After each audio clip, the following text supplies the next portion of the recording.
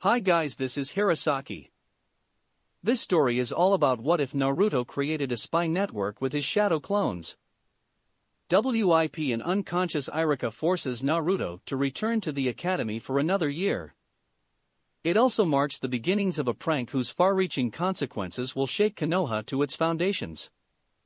Before we start, kindly like and subscribe to this channel, and look over the description box for the author of this amazing storyline. Welcome aboard. Chapter 20, Team 1. Prank Day 111. Everyone waited patiently for Iruka to catch his breath. The Hokage snickered a few times, while the three Narutos stood uncomfortably, unsure of where this meeting would lead. It took a good minute before the Chunin managed to rise back from the floor. "Apologies, Hokage-sama," he said, his breath still catching.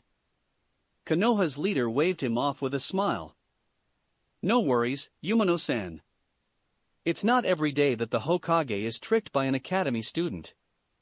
He thought for a moment. Especially not for the second time. "Second time?" The Naruto crowned with a bunny said. "Oh yeah. The scroll." Sarutobi nodded. "Indeed, the scroll. Now, regarding your promotion." Naruto shrank upon himself. It's not cancelled, is it?" The Hokage shook his head. "No. You've clearly proven you have the skill necessary for the rank. I might make changes to your team, but your new rank is final." He reached inside one of his drawers and withdrew 3 hitayate. "Would you like to do the honors?" Sarutobi asked as he held them out to the Chunin teacher. "I would be honored," Iruka replied with a bow. The Chunin rose and formally affixed the headbands on the temples of the 3 new genin, saving the true Naruto for last. "I never doubted that you would succeed, Naruto." He put his hand on the boy's shoulder. He'd have ruffled his hair, but Ichigo was right there. He then looked at the other two. "Do me proud, students." "Hi." They all answered. "Welcome to the Ninja Corps, genin," Sarutobi continued, sounding like a proud grandfather. "With the things you have already accomplished, I expect great things from you all." "Yes, Hokage-sama." They replied cheerfully. "Now, if you don't mind, return to your disguises while I discuss the situation with your teacher," Hiruzen continued. "I'll make sure you are informed about what we decide." "Do we need to go back to school?" The real Naruto asked his teacher, clearly hoping it wasn't the case. Iruka shook his head with a smile. "No, you don't. You're genin now. Anyway, I'm pretty sure you have training to do." "Sure, sensei." Naruto continued with a smile, while the other two turned back into their previous forms. The 3 started walking out, only to stop as Naruto turned. "Oh yeah. I was forgetting something." He faced his teacher. "There's a council meeting tonight, and you're invited. We'll be going over the invasion, and there's a lot to discuss." "Council meeting?" the Hokage asked. "You're invited too, Gigi. Tonight at 7. "I'm sorry, Naruto, but I can't change my schedule that easily," Hiruzen sighed. "I'm meeting with our sealing experts regarding repairs to our village's outer wall at that time." "Send a shadow clone then. I know very well you can use them." Naruto remembered him using a number some of the times he met his unofficial grandfather while younger. He hadn't known what they were at the time. "Anyway, Iruka can give you the details," he smiled. "I'll leave you two to your discussion. See you later." He then walked out along with his copies. "Council meeting?" the Hokage asked once more as he turned toward the academy teacher. Said teacher shook his head. "You will have to see it to believe it. I didn't until it was right in my face." He straightened. "Now, what did you want to discuss with me, Hokage-sama?" Sarutobi took a deep breath. "I will trust in your assessment of Naruto's skill, Chunin. What would you recommend be done with him in terms of a team?" The teacher thought for a good minute. I'd recommend staying with the course you were already pursuing, Hokage-sama. Explain your reasoning, please, Hiruzen replied, indicating for Iruka to sit down. The Chunin did so. You are still seeking to create balanced teams, correct? Hiruzen nodded. Adding Naruto to any other team would unbalance it. He's now powerful beyond any normal genin, and even most Chunin. He gazed absently towards the ceiling as he considered his words. If he fought me with everything he has, I wouldn't stand a chance. He took Mizuki out easily, and that was before he began his current training regimen. I'm pretty sure he could give even special jonin a run for their money. You're not the only one who believes so, Sarutobi pointed out. I received a number of recommendations from current ANBU members that he be promoted straight to Chunin and placed in the ANBU Corps. I refused those, of course. We have no need for another Itachi. He shook his head. And I couldn't refuse him a Jonin sensei to help him grow. He looked straight at the teacher. Or do you disagree? I do not, Hokage-sama, Iruka answered. That is exactly why I'd recommend his clones as his teammates. With that scenario, even if Naruto is ignored in favor of the rest of his team, he will still attain the necessary knowledge. Something came to his mind right there. What were you planning in regards to his clones? Nothing. I am not seeing the utility of keeping them. Iruka shook his head. I would recommend doing so. His two clones have links with other people his age, and they're helping him socialize and grow. Removing them would draw attention without much gain. Having different team members would do the same, the Hokage pointed out. The teacher shook his head once more. Between the power disparity and the way Naruto is generally treated, I wouldn't go with that option. Even children his own age? Hiruzen asked, scowling. Iruka nodded sadly.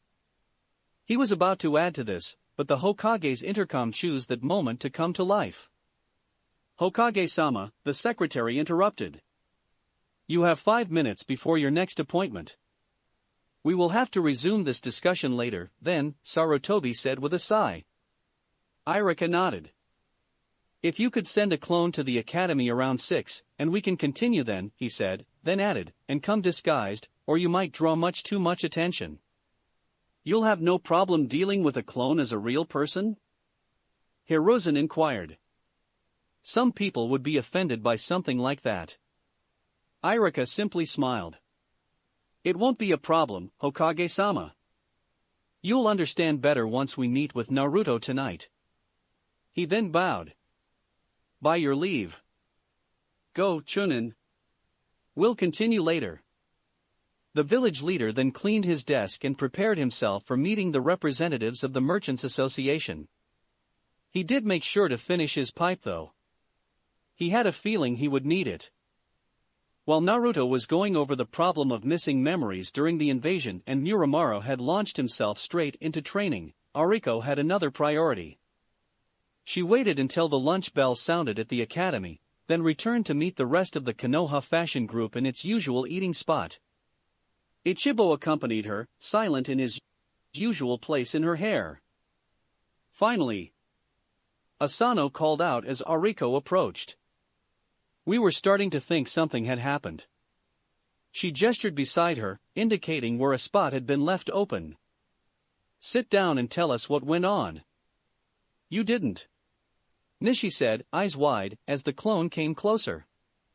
Ariko nodded slightly, at which moment she jumped straight up and hugged the Kage Bunshin. Congratulations! The rest of the group also rose, though it was clear from their faces that they didn't understand. Ariko, Nishi, explain please, Fumichi finally asked. Nishi released the Naruto clone and stood to the side. You didn't notice? She said with a smile. Look at what's hanging from her neck. That was where Ariko had decided to wear her own headband. More eyes went wide. A Konoha Hitaiate? Asano exclaimed. You got promoted? Ariko nodded shyly. What followed was a girlish scream, along with a number of hugs and words of encouragement. It took a good few minutes before everyone managed to sit down. So, tell us everything. Mihoshi demanded once everyone was seated. How did it happen? What did the Hokage tell you? Were Muramaru and Uzumaki also promoted? Are you three gonna be a team? Whoa girl. Fumichi interrupted. Give her time to explain. Ariko did so. She launched herself into an edited version of what had happened in the Hokage's office, keeping the discussion of the prank outside the story. Nishi raised her hand as soon as the clone was done. You still haven't told us who'll be on your team, she pointed out. I don't know, Ariko answered. The Hokage made it known that the team composition wasn't final, yet. Fumichi nodded. They're probably waiting until they know for sure who will need to be replaced. At least one person will be promoted after the fights we saw, and that's not talking about genin losses, she said with a scowl, then turned toward Ringo. Why are you pouting? I had this all planned. She finally replied. We six were all gonna pass together, that way some of us might be on the same team. There might have even been a full-fashion squad team. Her pout got worse. Now it's all ruined. Ariko had to agree it was possible. Compared to last year, there were quite a few more girls in the class. A little more than half, actually. Sorry, the Kage Bunshin replied. Don't be, Fumichi said, her voice carrying the authority of the group's leader. You worked hard, and were rewarded for it. Don't let anyone take that from you. She then turned toward Ringo. You should be happy for your classmate. I am. Ringo exclaimed. It's just. Anyway. Mihoshi interjected. There was probably gonna be one of us alone on a team at least. They might make a few teams this year with 2 girls and a boy, but never 3 girls, not unless they couldn't help it. The rest of the group nodded sagely. So, Fumichi continued after a pause. 3 cheers for the first Konoha fashion ninja to make it to Genin. Hurrah! She exclaimed, throwing her fist in the air. Hurrah! Hurrah! Hurrah! The rest of the girls imitated, their own arms rising in turn.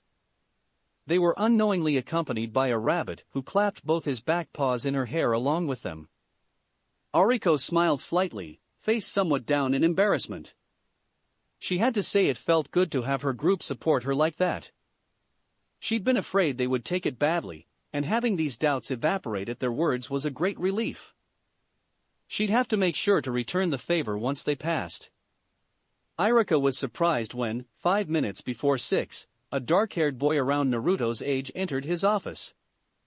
It wasn't anybody he recognized, not one of his current students at least, and probably not even a former one. Can I help you? He finally asked. Is the room secure? The boy replied, clear authority in his voice. Iruka realized instantly who it was. He focused a few instants, trying to sense if there was any chakra out of place, then nodded. It is, Hokage-sama. The bunshin of the village leader pulled a chair up beside Iruka's desk and sat, his form changing back to that of the elderly Sandame. It's been a while since I went out like that. Years, even, he said with a smile on his face. Well, you fooled me for a moment, at least. Excellent disguise. As a teacher, Iruka couldn't help but evaluate what was put before him. It had none of the usual tells associated with transformation techniques. Well, I did use this form for many years, even if it was decades ago, the clone explained. Anyway, you asked that we should meet, Chunin. The mood instantly went serious. Correct, Hokage-sama, he replied with a nod. Since the beginning of this academy term, I've been evaluating my fellow teachers and their actions towards Naruto. He went to his desk and withdrew a heavy folder from within another. Here are the results of what I've found, he said as he handed the Hokage the dossier. This is quite a number of reports, the Hokage's clone said simply by the weight of paper present. Iruka nodded sadly. Indeed, Hokage-sama. And those are only the events for which I have tangible proof. The clone started reading and quickly advanced in the dossier. He stopped when he reached a large number of sheets clipped together. What are those? Naruto's exams, the Chunin explained. From every year. The red corrections are the original ones, while my own are in green. The Hokage's copy rapidly went over the first, second then third. The pattern quickly became visible. Are they all like this? He nearly growled. Yes, Hokage-sama, Iruka replied with his face down. From Naruto's first exam to his latest. This is more serious and premeditated than I thought, the Kage Bunshin said, dropping the folder on Iruka's desk in disgust. It is worse than you think, Hokage-sama. Adding the revised grades together, Naruto would have gained 5 points to his final score, enough to give him the lowest passing grade the first time he tested for promotion. The clone rose to his feet instantly, and killing intent flooded the room. You mean to tell me? The Bunshin's voice rang across the room, echoing with restrained power. That the bias Naruto faced in the academy forced him to repeat his classes, and that twice? More than twice, Hokage-sama. The Chunin lowered his head in shame. This year was his fourth. It is quite possible that, if it hadn't been for the battlefield promotion you gave him, this year's result would have been the same. How about other students? The clone continued, clearly trying to keep his anger reined in. I cannot say. I lack the time to review every other student's exam. I would not be surprised in the least though. Not after Mizuki. Iruka scowled at the reminder. Going over his former friend's documents had been illuminating. There were hints to his treachery well into the past. The clone took a deep breath to calm himself, then turned to the head teacher. Keep order here for the next few days. As soon as the Konoha analysts are finished with the consequences of the invasion, I am sending a dozen of them here to go over everything. The last 10 years, if need be. He stared down at Iruka, who nodded. Naruto may have passed, but I will make sure that no child wanting to be a ninja is ever refused due to the bias of a teacher. Iruka smiled and nodded. You have my support, Hokage-sama. There was a moment of silence as the Kage Bunshin thought, before he fell back in his chair. Hopefully, this disaster is the worst news of the day. It should be, Iruka replied. Council meetings tend to be fast and informal, and bad news tend to call for such an event instantly, not delayed as this one was. You still will not give me any clue as to what I'll find? The clone asked. He clearly wasn't used to information being kept from him. You wouldn't believe me if I told you, Iruka responded. And anyway, it's time to leave. You'll see soon enough. The clone forced himself not to pout. It wouldn't help, and this situation clearly wasn't in any way dangerous. If it was, he could have ordered Iruka to speak. He let it be. He'd see soon enough, anyway. The tunnel was the first thing that surprised the Hokage clone. The hidden entry he used was perfectly placed, accessible, inconspicuous, and desolate. The path was small enough at first that one didn't think it would be used for travel, but still large enough to allow so. And it widened. And widened. By the time the two ninja were 100 meters in, the path was high enough for a normal man to stand tall. By 200, seal lights started appearing, though many showed signs of disuse. And, after 400 meters, he finally came to a large room, bigger than anything he'd expected. High ceiling, flat and long. He saw here and there hints of the strengthening seals that were necessary for a place that size. But that was nothing compared to what was inside said room. Before him were lines and lines of people, standing at attention. Most of them were Naruto's wearing different uniforms, but there were here and there different faces. He recognized Oriko and Muramaru, along with a civilian he'd remembered passing a few days before the invasion, whose name was unknown to him. Looking to the sides, the Bunshin realized that the lines did not limit themselves to the ground.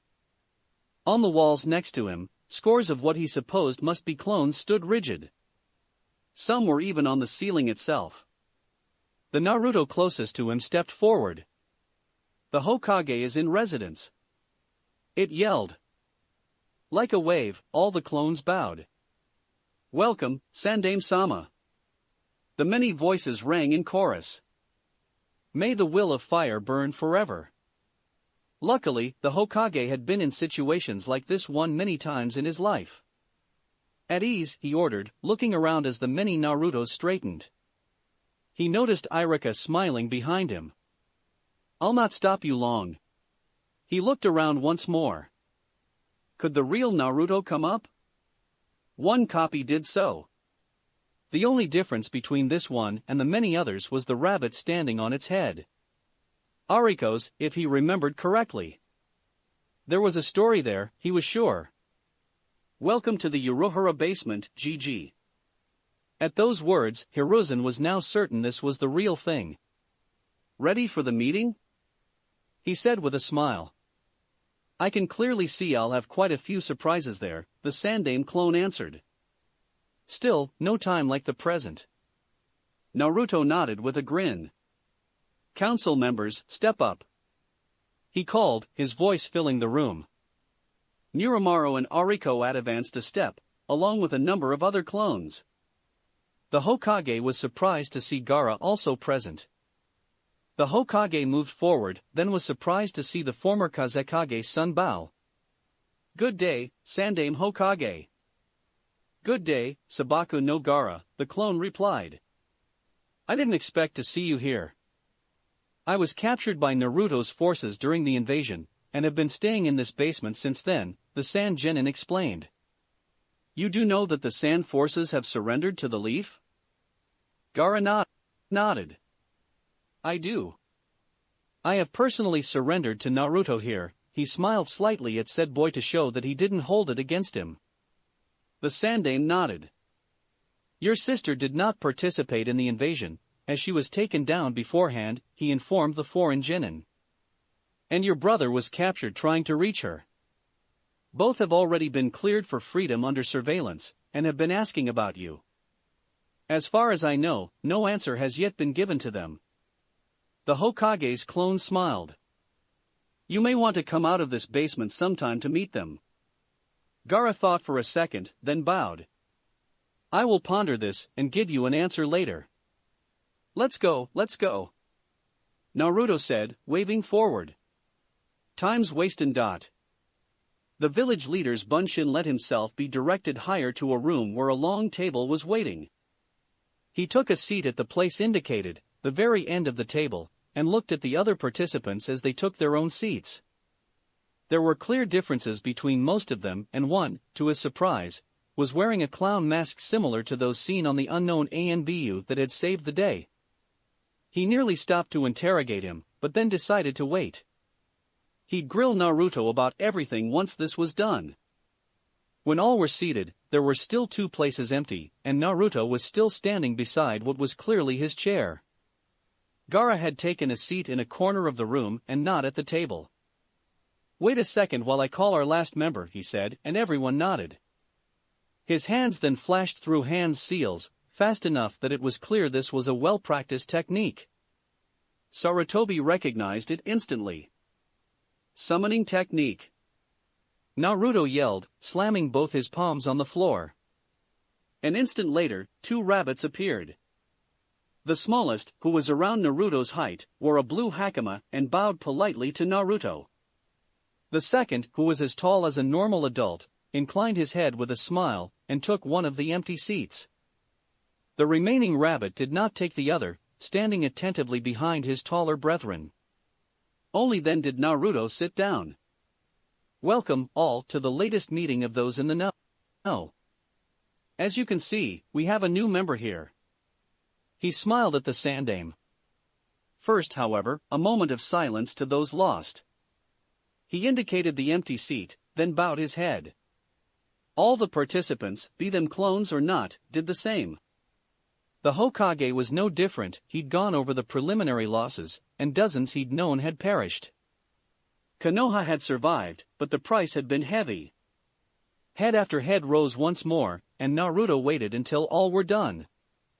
Miramara's was the last, and no one seemed surprised. First, status report. He turned to the seated rabbit beside him.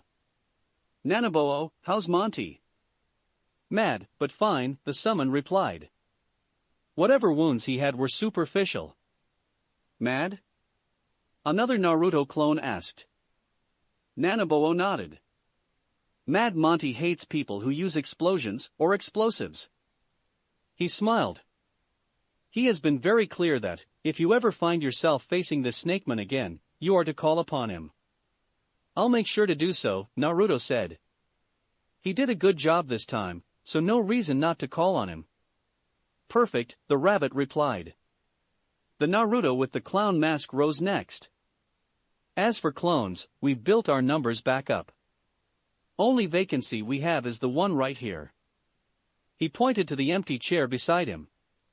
Right, Naruto said. Any suggestions? I propose Nico, Ariko said. There was a chorus of nods. The real Uzumaki looked around. Any opposition? Nothing except shaken heads. Approved, then. Nico's the latest council member, he confirmed. Merchant Network, make sure he's informed about it. 3 clones holding large books nodded. Okay then. Second point, the invasion, Naruto said, and you could hear the seriousness in his voice. We did pretty good for people unprepared, but we could have done a lot better. So, ideas for improvements everyone. Hiruzen's clone was surprised by how well the meeting was going as the clones brought forth idea after idea. Accomplishing a third of what was being done here would take at least thrice as long in his regular meetings, if not more. Here, suggestions were brought up, voted on and dispatched in minutes if not seconds. There were no arguments over who should do what, those tasks simply nodded in confirmation. He wished things could be that easily in his own councils. Anything not covered? Naruto asked, and received no reply. Done. Third, merchants. Anything that needs to be brought up? Nothing much yet, the center member of the bookkeeping trio answered. Civilian losses aren't completely known yet, so there hasn't been much on this side. Ichiraku came through without a scratch, but Shushuya's been badly hit, and the Konoha Zazenkyo was totaled by those rampaging snakes. Everyone in the buildings managed to reach a shelter without issue, but who knows how long before they reopen. Anything we can do to help? Muramaru asked. Not yet, the merchant replied.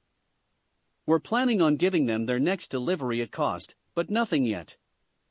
Rebuilding is probably going to take a while. Everyone nodded, including the Hokage. It would probably be months before everything was cleaned up and repaired. Last one then. Training, Naruto exclaimed. We're done with the last batch of techniques, and they've proven their worth on the battlefield. We need new ones if we want to continue to improve. A chorus of nods answered him. So, for the next meeting, I want everyone to go over our library again and bring up some suggestions. More nods. I have something to add, the unseated rabbit interrupted. Every council member turned in his direction. Go ahead, Naruto said. Miyamoto nodded. Ichibo, he said, and said rabbit rose on Naruto's head. You've been training alongside Naruto for more than 3 months now, and you've made no progress. I am sorry to say, but you should abandon the way of the sword. But. Ichibo stuttered. I'll do better. Miyamoto stopped him with a raised paw. It is something you cannot fix. I have tried training dozens like you before, and the results were the same. It is nothing based off the effort you make, you are simply not made for using a blade. Ichibo lowered his head in shame. However, another has accepted taking over your training, the rabbit continued. Monty has agreed to train you in his personal fighting style. As he possesses a frame similar to yours, I suspect you will find it much easier. Ichibo's head stayed down. Grandson, Nanaboa's voice rang out. There is no shame in this failure. Miyamoto was clear that you've given your best, and that is all that can be asked of you. Everyone has his weaknesses. He smirked. To this day, I haven't managed a single fire technique, and not for lack of trying. And I still lead the rabbits. Hi, Usagi, Ichibo said in a small voice. The rabbit leader released a bark of laughter. How many times did I tell you not to call me that? Naruto rose in defense of his partner. Why not? I think it fits. Not you too? I call for a vote, Naruto exclaimed. Those in favor of Nanaboa having the title of Usagi, raise your hand.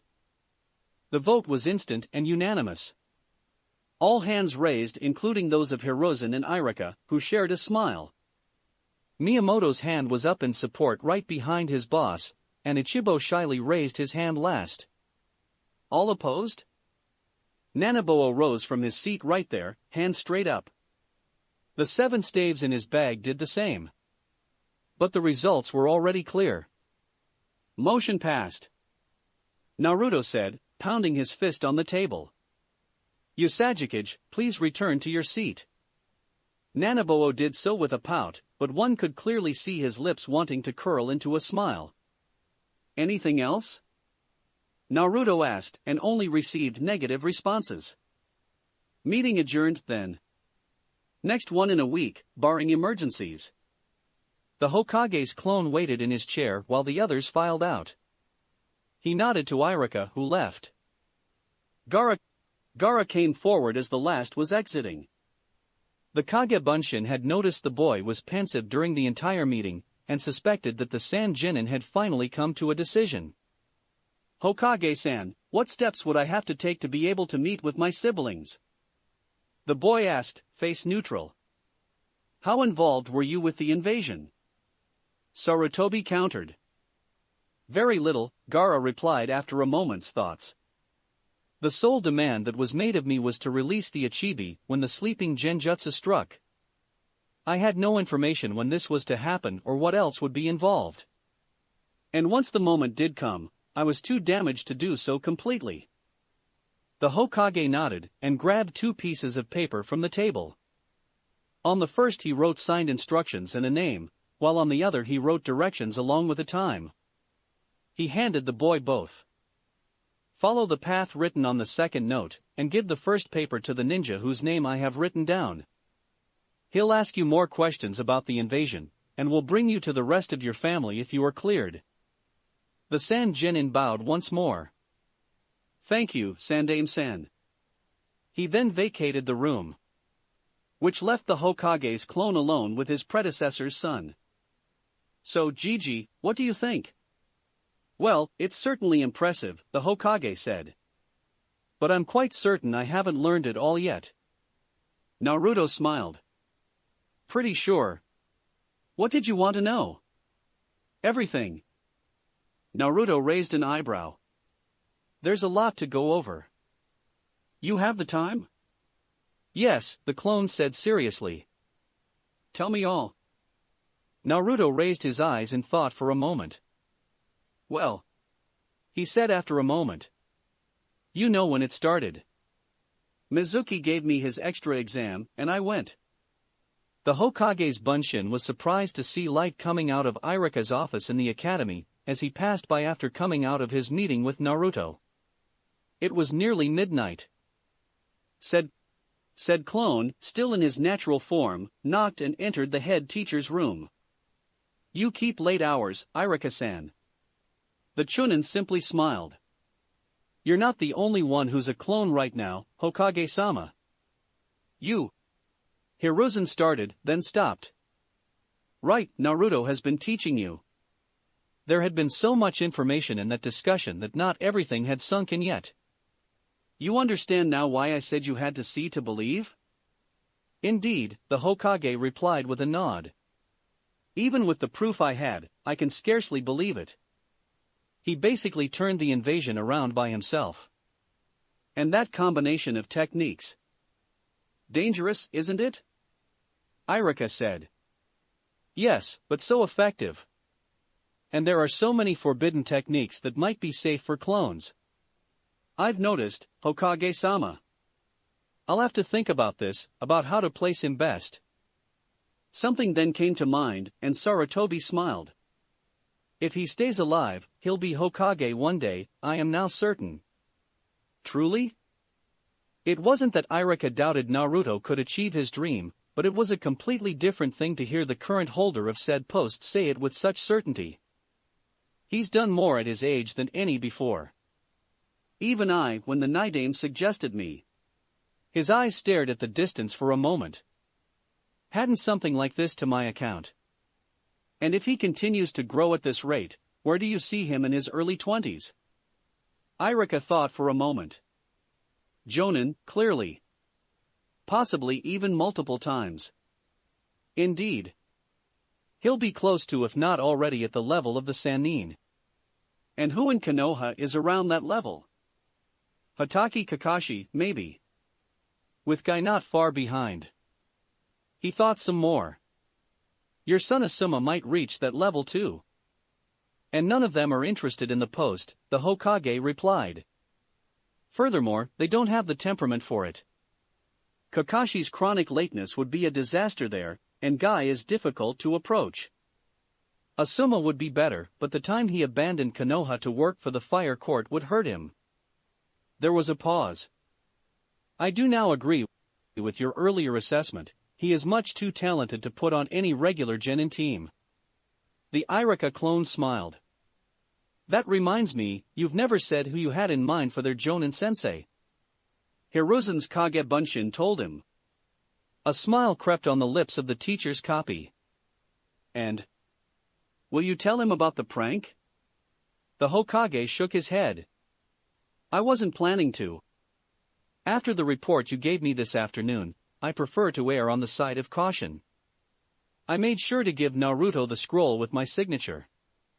Iruka released a burst of laughter. Naruto will run rings around him, I'm certain. Prank day 112. But, Hokage-sama, what about your grandson? Sarutobi sighed and grabbed his pipe. After taking a good puff of tobacco smoke, he fixed his eyes on the special jonin before him. Ebisu. He started, and the man stood at attention. This is not a punishment but an opportunity. You are among the best trainers in Konoha, and a dozen cases prove your mastery in training others. But, tell me, Ebisu.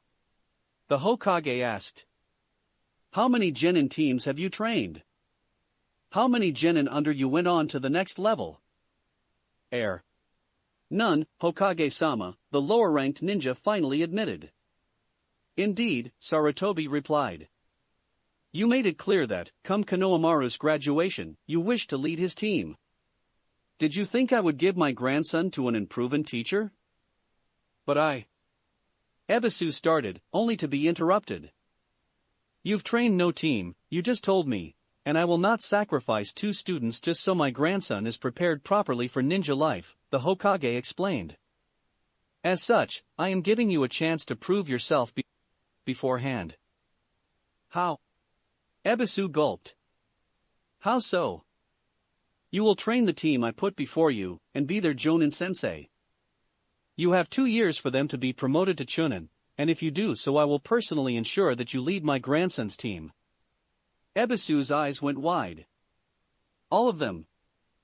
2 out of 3, at least, the Sandaime answered. The special Jonin's eyes fell down to the folders he'd been given. Must it be this team? A clanless kunoichi, an orphan from outside the village, and another orphan? Now we get to the root of the problem, Hiruzen thought. But that's not what he said. This is an easy team for someone of your talent, he answered instead. I have a number of letters that recommended Uzumaki Naruto skip the genin rank completely as he would be too skilled for it.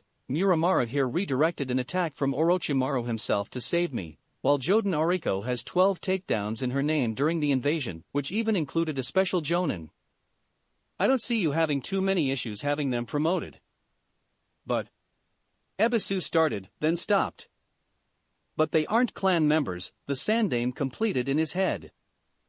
It was well known that Ebisu's difficulty at getting promoted had made him believe that only clan members could reach the top ranks, never mind all the exceptions. He wasn't the only one. Teams without clan members had the unfortunate tendency to fail any Jonin's personal exam. In the last 3 years, only teams with at least one member of a clan managed to reach actual genin rank. And no clan member failed during that time. Is this a task you do not believe you have the ability to perform? The Hokage asked, even though he already knew how the special Jonin would answer. I can find another, if you cannot. He left out the implied meaning that this included Konohamaru's future team. Of course not, Hokage-sama. Then you have your orders, Ebisu, the Hokage exclaimed, making the decision final. You are now the Jonin sensei of Team 1. They will be expecting you tomorrow at 8 in the morning at Training Ground 7. Prank Day 113. Naruto was the last to arrive at Training Ground 7, being barely on time. This was on purpose, as Gigi had confirmed that the prank was still going, that his 2 clones would be his teammates, and that his teacher would not have been informed. As so, he made sure to arrive as late as possible while still being on time, as a diversion. His 2 copies were already there, as was the man he supposed would be their sensei. He was tall and gangly, and seemed uniformly forgettable. What he wore only helped reinforce that fact: dark blue shirt and pants, cloth of the same color hiding his hair, and dark sunglasses that hid his eyes completely. Outside the Konoha headband on his head, everything else was camouflaged. You are, the man said, glaring down at Naruto. Seconds from being late. In the future, please make sure to be present 5 minutes early in case of emergency, correct? There was quite a bit of ice in the man's voice. Yes, sensei, Naruto replied. Well, since everyone is finally there, the special Jonin said, looking at everyone in turn. I am Shikomo Ebisu, and I have been selected as Jonin sensei for Team 1. I am ranked as Tokubetsu Jonin, and am a specialist in various form of training. As a person, I enjoy teaching others seafood and certain types of literature. My personal goal is to train someone who goes on to become Hokage. He smiled. Now, the same from each of you. As a team, we will be working and bleeding together, and as such we should trust each other. And sharing secrets is the foundation of trust. Naruto grinned. The man wanted to teach an Hokage. My name is Uzumaki Naruto. He answered immediately. I'm a genin, and I suppose a ninjutsu specialist. I like training, ramen, and pranks. My goal is become Hokage one day. Ebisu did not react except for a tightening of his traits. Next one? He said, looking at the other 2. My name is Muramaru, the clone said, fully serious. And I'm both a genin and a taijutsu specialist. I like improving my sharp fist, sushi, and learning about the past. My own goal is mastering the sharp fist, and teaching it to the next generation. Ebisu nodded this time, then turned to his female student. Your turn. I'm Joden Ariko, and the little guy upstairs is Ichibo. Said Rabbit waved. I'm a genin, a member of the Konoha fashion squad, and I suppose a ranged specialist. I like playing with my partner, meetings with the rest of the squad, and yakiniku. My goal is to make sure we members of the Konoha fashion squad go as far up the ranks as possible. Ebisu nodded again. There didn't seem to be any animosity between the 3, which was always a bonus. The Hokage has tasked me with making sure that this team be promoted to Chunin within the next 2 years. As such, I will be pushing as hard as I can to make sure you are ready for the rank. Now, as to training, the sensei spoke. Our days will be split into 3 periods, from 8 in the morning to 1, we will be here, training. This period will be focused on team exercises, physical training in combat scenarios. Each of you must have taken a good breakfast, as we will not break for lunch until 1. From 2 to 7 will be missions, Ebisu said as he continued his explanation. I will be selecting them, and I expect the best times possible from all of you. With luck, we might clear multiple missions every day. Since a number of completed missions is necessary for advancement, I suspect it is in everyone's interest to have as many as possible until your belts. Lastly, from 8 to 10 will be individual training. I will alternate between all of you, and work on either improving your talents or eliminating your weaknesses. I shall still expect 2 hours of training from those I will not be visiting, he said while looking directly at Naruto. Am I being clear? Yes. The 3 students chorused. Then, we will be starting right now with an evaluation. Ebisu continued. Every jutsu or skill each of you can use. Those not performing will be listening attentively. Knowledge about an ally's techniques is crucial for proper battle planning. I expect, after today, that everyone here will possess good knowledge about his teammates' capacities. Now, Ariko, you go first. Ebisu watched intently as the 3 went and showed their abilities. This might not be his preferred team, but he was a professional, he would give the work his all. Ariko seemed a pretty basic kunoichi, though the jutsu she knew for empowering thrown weapons was effective. Muramura seemed pretty much your usual taijutsu specialist, but him already knowing the tree-walking technique was a clear advantage. He probably had the chakra control necessary to start on elemental jutsu. The Uzumaki child was the biggest surprise though. He could use the shadow clone technique, both normal and mass versions, something that was unheard of from a child that age. He also had some bizarre fire sphere technique, which Ebisu supposed was the boy's element.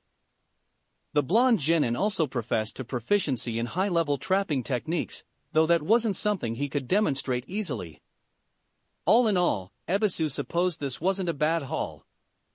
The first 2 students didn't have much more than the basics, but what they had was at least a good start. The Uzumaki kid didn't seem as good in his basics, but what he had more than compensated for the deficiency.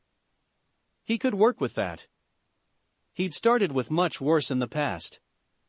Chapter 21, Changes. Prank Day, Day 114. It was a bright, sunny day in Konoha and Naruto felt it didn't fit with the mood around him at all, his own included. He was dressed in his finest, Iruka beside him. Ariko was a little farther down the path with the rest of the fashion squad, while Muramura was to his left along with Ebisu. Today was the funeral for the Chunin who had fallen during the invasion. The genin would be honored tomorrow, while the few fallen jonin would have individual funerals after that. The civilians, on their side, were slowly being buried all through the week. The will of fire is a hard thing, the Sandaime intoned clearly from his position at the podium. It is a flame in a person's heart that warms, protects and feeds them. Like any flame, it must be carefully tended to lest it either go out or consume everything. He forced himself to stay rigid and not to react. Under his original face, Kiritori had only been his teacher for a few months, with no special bond between them. He was supposed a random face in the crowd of mourners and nothing more. And that was the most difficult thing he'd ever done. The Hokage continued. Sometimes, however, there are lives that are sacrificed to the pyre. Young, old, it is beyond the realm of men to decide when one passes away. None can delay when the Shinigami comes for them, each in their own time. He focused on the words Iruka had shared that very afternoon. Kiritori had been old, and he'd gone willingly to battle. He'd fought as long as he could, and had passed the torch. Naruto had to do honor to his teachings. Therefore, he simply sniffed and held back. Iruka's hand squeezed his shoulder lightly in understanding. He didn't know what he'd have done if the Chunin hadn't been there. Each man and woman we honor today answered the call with distinction, and fought until death took them. They were fathers, mothers, teachers, comrades and so much more. Their actions have shaped the present and future, and now they rest with their predecessors.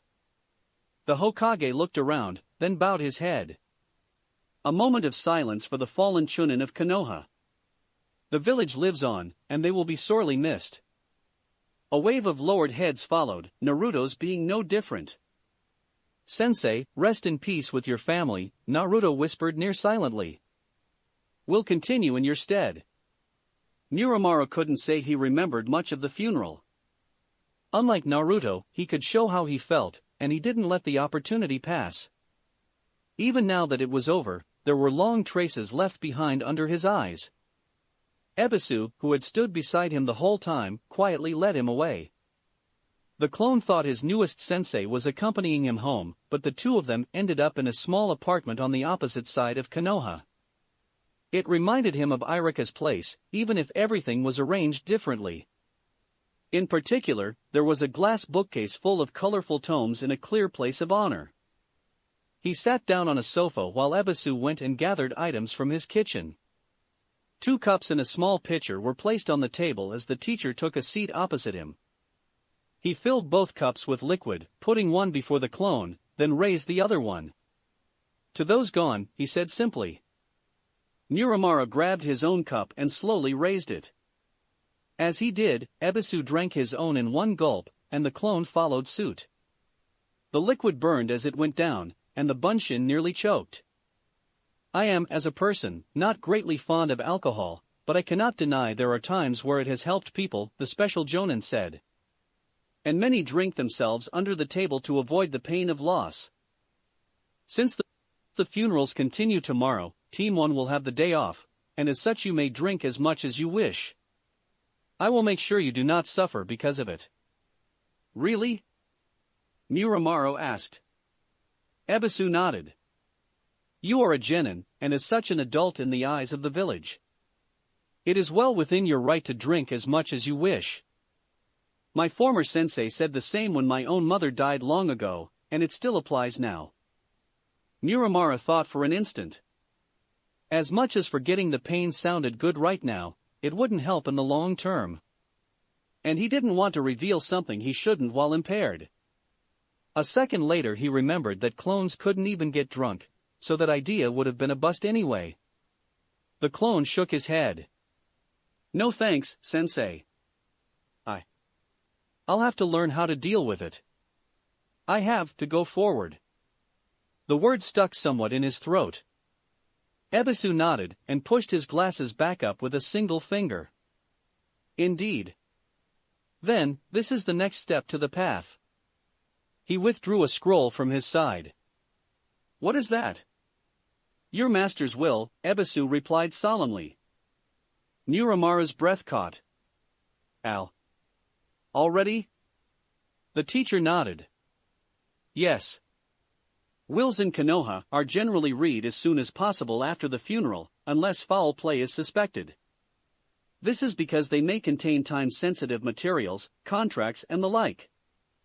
Is there anything urgent? The clone asked. Ebisu shrugged. I do not know. While, as your Jonin sensei and legal representative, it is within my rights to do so, I prefer not to without your consent. Muramaru was silent for a moment. Could you look it over? If there's anything urgent. He didn't want to let Kiritori down, but he'd prefer to do this with the rest of the Narutos later. The special Jonin nodded, then broke the seal. He read quickly through the document, eyes clearly going over every line. There is something about an oath. I've already made the oath, Muramaru announced. The reminder actually helped. While it had been made as Kiritori lay dying, it also brought back the satisfied smile on his master's face as he passed away. And such smiles had been rare from the man. Ebisu was silent for a little longer, then put the scroll down. There is nothing here that can't wait a few more days. There are specifics about your training written, but they can wait until you regain your mental equilibrium. Muramaru lowered his head. Thank you. Ebisu shook his head with a smile. No thanks are needed. As your sensei, it is my job to teach you all I can, and not all lessons are for the battlefield. There was a moment of silence before the clone rose and took the scroll in hand. I'll be going now. The special Jonin nodded. Take care of yourself, he replied. We will see each other in 2 days when training starts again. And do not hesitate to contact me should there be any issue. I will, the student answered seriously. He then bowed and left. On the way back home, Muramura couldn't help but to break into a small smile. The man might be rigid and serious, but he cared. And to the various Naruto clones, that was more than enough. Prank Day 115. Naruto ran. Since every genin he had been close to had made it through the invasion unscathed, he hadn't planned on going to this round of funerals. He'd first thought of spending the day with Gaara, but the Sand Genin had instead decided to follow Sarutobi's instructions and hopefully meet with the rest of his family. Naruto wished him luck at that. Miyamoto had then come up and decided to take the opportunity to make his day off a full day of sword training. This morning, he'd been tasked with summoning dozens of lesser members of the rabbit court, small brown rabbits no larger than Ichibo or Monty. Said rabbits had then been equipped with blunted kunai and shuriken, and let loose in a zone of forest 20 or so kilometers from Konoha. In one way, they were his opponents today, even though he wasn't tasked with going after them. He was going to be their practice target. Naruto batted a shuriken out of the way, passing less than an inch beside the trunk of the nearest tree. He then diverted a kunai off course, not stopping for an instant. He'd quickly learned that the slower he went, the more projectiles would find him. The forest course Miyamoto had crafted was multiple straight lines through the woods, each half a dozen kilometers in distance, their path indicated by a length of string. He was to stay on the ground the entire time he ran while the many rabbits pelted him with blunted steel. He could use no techniques beyond dodging and sword work.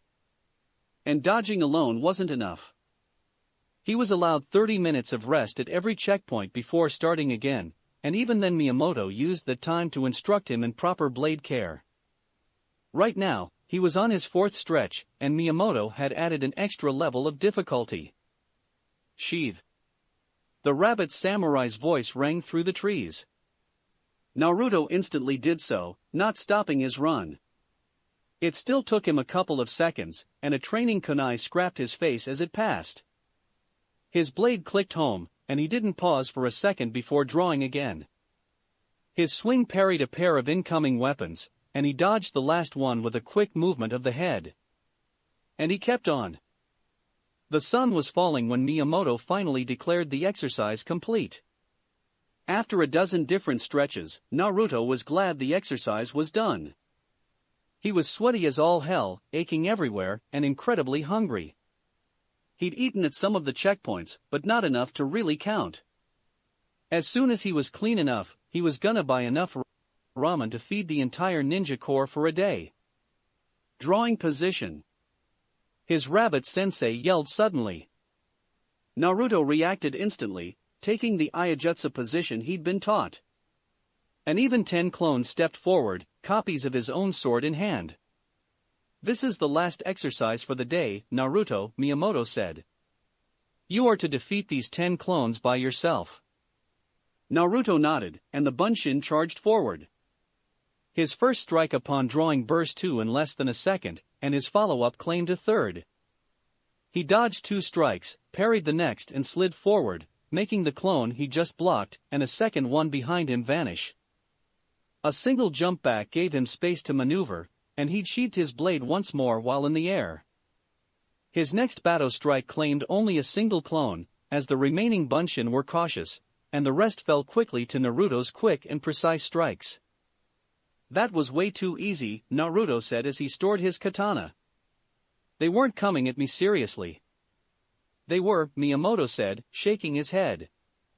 Those were simply the 10 clones I asked you to make before we started on this exercise.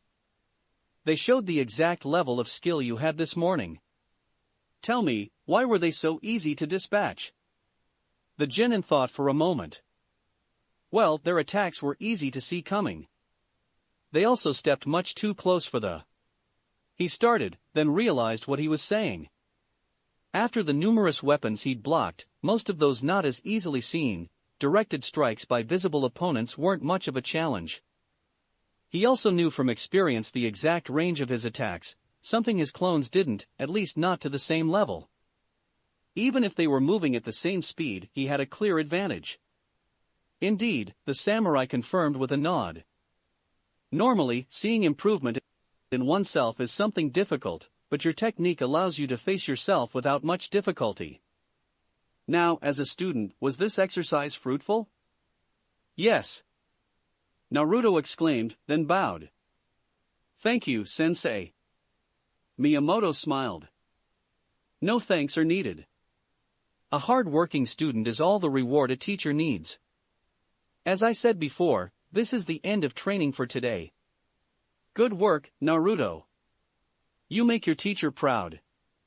The rabbit then bowed and vanished. Naruto didn't wait and turned toward Konoha instantly. He had a speed-eating record to beat. Prank Day 117. Come in, Iruka said after someone knocked on his office door. It was early in the evening, and the teacher was going over the paperwork necessary to keep the academy running smoothly. Naruto came in. Hey sensei, he said with a smile and a wave. Good evening, Naruto, the Chunin replied. I'm surprised to see you willingly coming to the academy when you no longer have classes here, he added with a smile. Ha ha ha, Naruto replied blandly.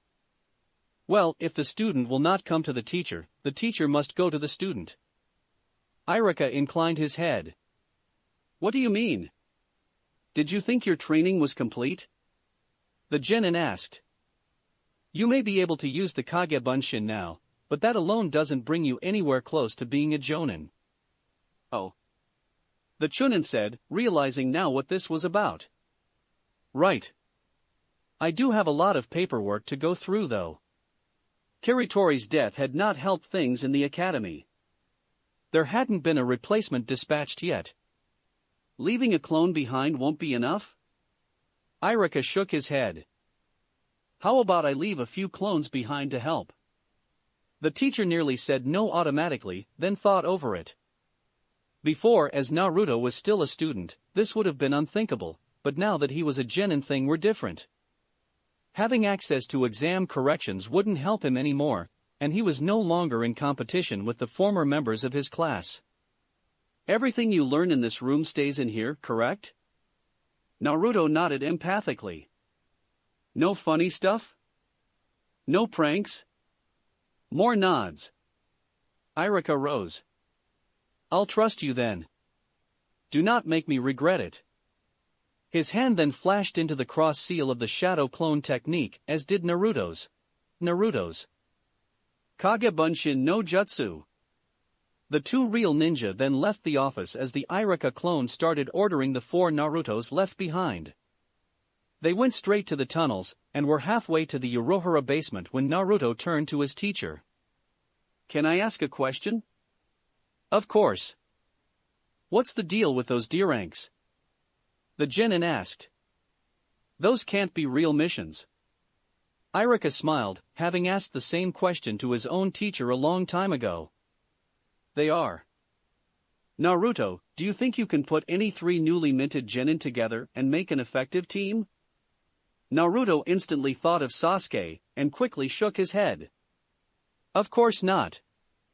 Still, I'm sure there are enough real missions for a new team. Couriers and the like, possibly. The teacher shook his head. Take the members of your class, and pit each of them against three mildly talented bandits. Who do you think would win? The students, of course. Iruka raised an eyebrow. Every single time? There was a moment of silence. No, Naruto finally admitted. Unfortunately, not all students come with the same level of skill, Iruka explained. Some are better with jutsu while others are stronger or faster, some are better in theory and others in practice. The D-ranked missions are used to help evaluate students in various domains. For example, have you had to run after a cat recently? Naruto's eyes went wide. How did you know? Iruka smiled widely. The Fire Lord's wife has always been fond of cats, and even has a specific breeder for them in Konoha. She is, however, not as good at keeping them with her, and many have escaped repeatedly. I had to hunt one of those cats myself, years ago. What about it? Well, hunting that cat is like a beginner-level scout and capture mission, Iruka explained. It requires the same skill set, and is a good tool for jonin to test their genin in stealth, scouting and non-lethal capture. How about mending fences? General handicraft, along with the ability to follow orders and teamwork, the Chunin replied. Teamwork is the main reason why some sensei might keep students from progressing to higher-level missions, and that's not something one can be sure about with after only a few days. Naruto pouted, but said nothing. The three of them had been on Team 1 for less than a week, and there had been 2 days without training. He couldn't deny that it wasn't enough to be certain about the team's skills. Naruto himself hadn't even met with Ebisu in the evening yet. The teacher and student found an empty spot to train in as soon as they arrived in the Uruhara basement. So, what's the schedule, Uzumaki-sensei? Iruka asked with a smile. Anything special you want to work on? The blonde ninja asked. Iruka thought for a moment, but nothing specific came to mind. Surprise me, he finally said. Naruto sat pensive for a minute, then nodded. A couple of hand signs later, a black ball formed in his hand. You're handy with barrier ninjutsu, so let's go with something similar. Iruka stared. You know that this is a kenjutsu, correct? Yes, the genin nodded. It's a lot less dangerous than the other techniques I know though. At least as long as you don't purposefully put too much fire inside. He released the sphere and only a short-lasting flame appeared. If you don't put fire chakra inside, it's no more powerful than a generic fireball. Iruka nodded. How do the seals go? Naruto made them one by one slowly. The first thing to focus on. Prank Day 118. Sasuke stepped into Konoha and instantly saw the issues there. The hole in the wall was a big clue, but the inside was showing numerous signs of destruction as well. What had happened here? Well, that explains the early recall, Kakashi said with an eye above his orange book. Sasuke could see his single eye taking in the details, building plans and scenarios in his mind. His Jonin sensei might be lazy, but Sasuke couldn't deny the fact he was also a genius. The four of them went straight for the Hokage Tower, which at least seemed to have come through intact. On the way there, they crossed paths with Hinata Hyuga, who was wearing a Chunin vest. He scowled at the sight. If a wallflower like her could have made it, he was a shoo-in for Chunin. His team was what was holding him back. After the first exam which Sakura had abandoned at the last question, he'd ranted and raged at her for preventing him from being promoted. Sakaki took her side, saying the team wasn't ready yet. He didn't care about the team, he needed to grow stronger as quickly as possible. Then Kakashi rejoined them and confirmed that, yes, the entire group wasn't ready. By then, Sasuke's rage had control, and he yelled his sensei, blaming him for the current state of things. Kakashi endured his words stoically with his usual smile, then asked a single question as Sasuke tapered off. Are you a leader or a follower? Neither of those. He yelled back. He was an avenger, a lone wolf. He didn't need people slowing him down. Kakashi stared down at him with the most serious look he'd ever given him. Then, you aren't a ninja. Ninja are either of those, and nothing else. If that's what you want, I'll go right to the Hokage, and have you removed from the rolls. Why? Why only those choices?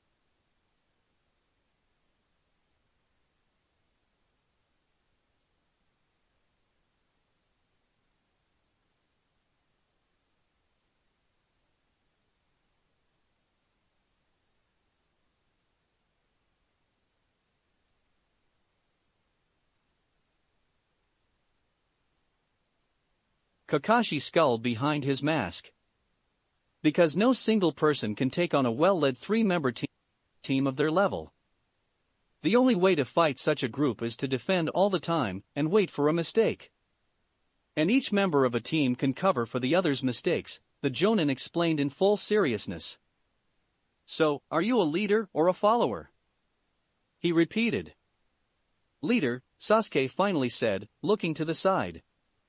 It was the better of the two choices. Then, lead, their sensei said. You have two people here who'd follow your orders, so give them.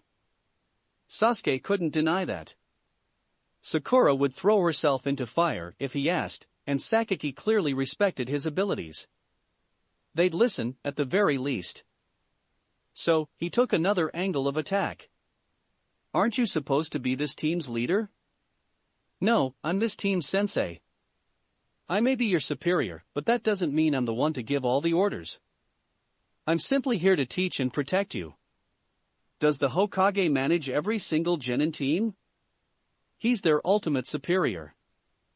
The white-haired man asked rhetorically. HRN, Sasuke grunted, while the two others simply shook their heads. Why don't you teach then? Sasuke asked, grasping at straws. I've come to you for training dozens of times, and the only thing you said is that I wasn't ready. Kakashi's stare somehow got harsher. Because I train a team. Did a team ever come to me for training? Silence was his only answer. All had come alone requesting training. I thought as much. The next day, Kakashi got Team 7 a 2-month C-rank patrol mission on the border between fire and grass, and Sasuke started pushing his teammates hard. Surprisingly, the both of them took it seriously, and Kakashi never held back when asked for valid exercises. The worst he did was tell them they weren't ready for something, and when he did that, he always had something to help them along the way. Team 7 reporting as ordered, Kakashi said as the group finally managed to meet with the Hokage after more than an hour's waiting. He then handed the village leader a scroll which the Hokage quickly read. Good. The Sandame replied as he finished. A calm border is always a blessing. Team 7 dismissed. Kakashi, please stay behind. The three genin split then, each going their own way. Sasuke simply ambled, looking at the changes to the village and listening to the conversations. He wasn't in a hurry to get to an empty home. He was buying a tomato sandwich when he saw the dead last of his class walking toward the mission office. With a Hittite. He stepped to the side to watch the proceedings while better hidden.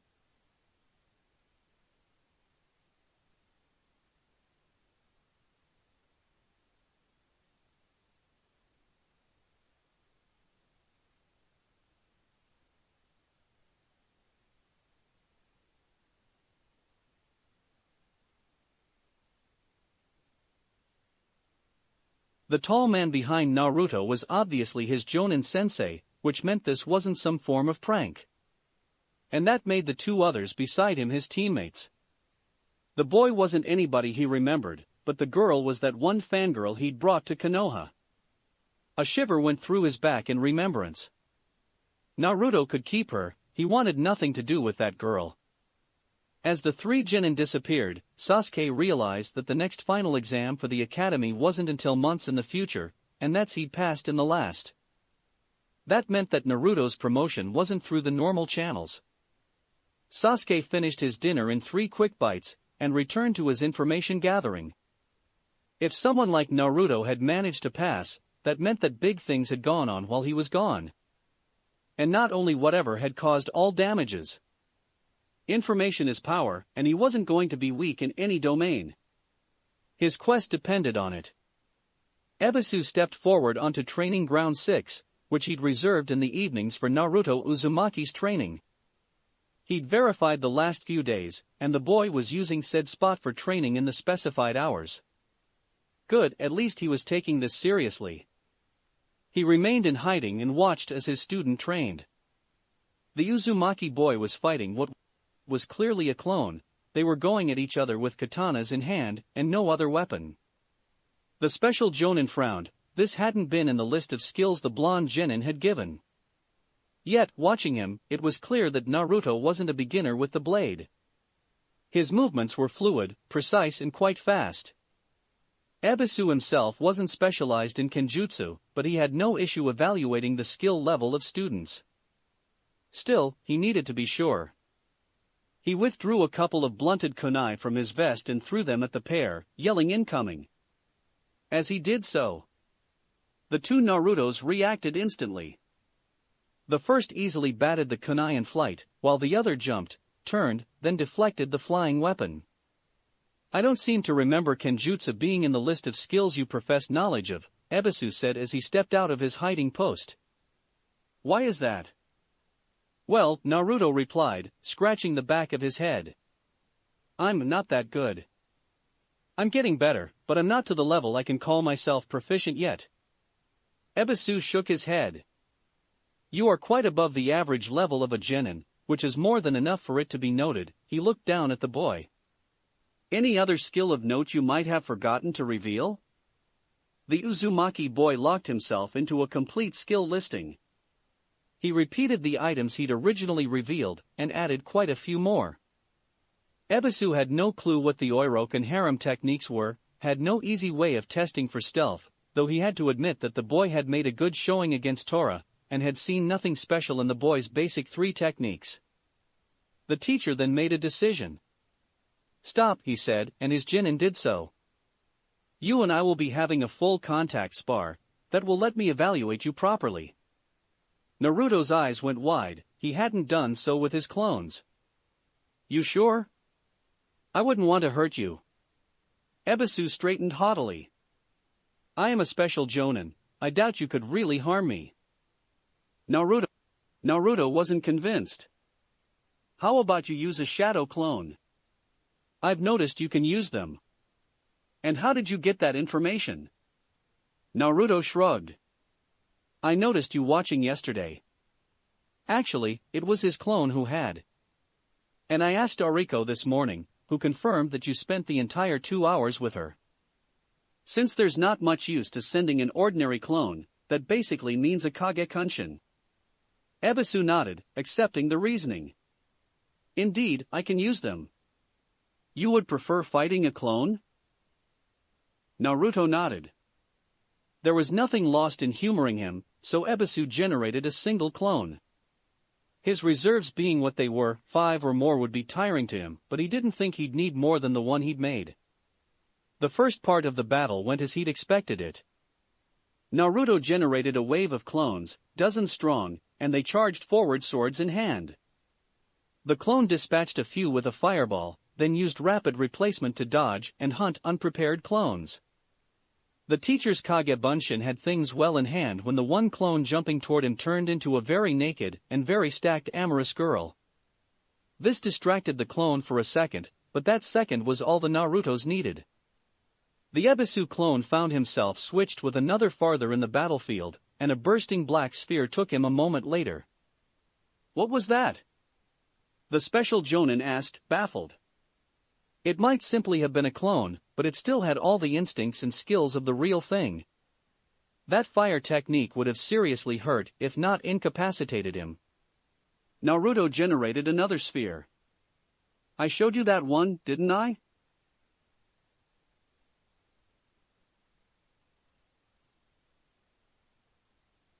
No, that. He pushed his glasses back into position, flustered. That transformation you did. Oiroke no Jutsu, Naruto explained. It's a distraction technique I invented while in the academy. It even took out the Hokage once. He didn't say that the reason he did so was because Muramaru had noted the Hokage's favorite Eki book in a place of honor in Ebisu's apartment. The sensei took a deep breath to steady himself, then turned to his student. One more time, if you don't mind. He summoned another clone as Naruto nodded. That match lasted a lot longer. Ebisu was now prepared for the distraction technique, and didn't get caught. He dispatched clone after clone, but the numbers were endless, and after a long fight the teacher's Kage Bunshin finally vanished, having spent everything it had. So, sensei? Naruto asked as all the clones disappeared. Well, it is clear you have energy and stamina to spare, the special jonin finally said. Your techniques are also well practiced and used effectively. One thing I did notice though, is that you aimed all of your attacks directly at your opponent. How is that an issue? Well, to give an example, those 3 beams of fire you shot simultaneously, you remember them? Ebisu asked. Naruto nodded affirmatively. Well, all 3 were aimed straight at me, the teacher continued. Now, what did my clone do? He jumped to the side, the Genin answered. Exactly. Now, say 1 beam had gone straight for me, with the other 2 a foot or so on each side. What would have happened then? Ebisu asked with a smile. He would. Naruto said, thinking out loud. He would have had no choice but to replace himself. Indeed, Ebisu nodded. One thing to remember with attacks as powerful as your fire sphere is that hitting your opponent is more important than overpowering him. The injury one of those inflicts is enough to hurt, if not incapacitate, a normal opponent. Sending your attacks wider makes them more difficult to dodge, meaning they have to waste chakra to survive. And with your reserves, you're winning if you cause such an engagement. Naruto smiled and nodded. Thank you, sensei. I'll remember that. Anything else? Ebisu thought for a moment. Well, I noticed you count a lot on your clone cover for defense.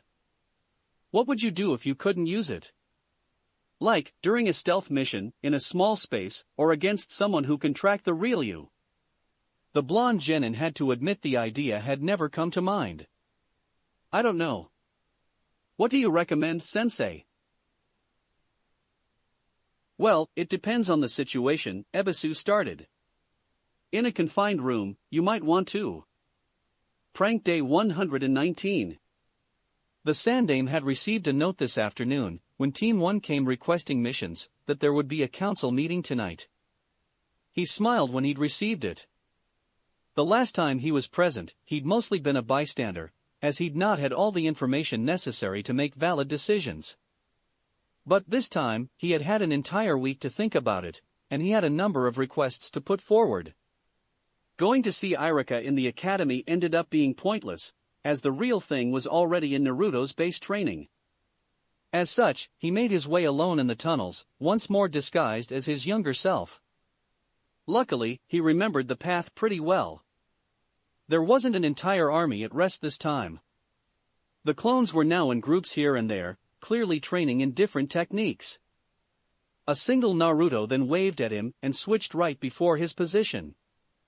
Hey Gigi, he said with smile. Good evening, Naruto, the Hokage thought for a moment. Are you the original? Yup, Naruto answered. I was training while waiting for you. You're the last missing member.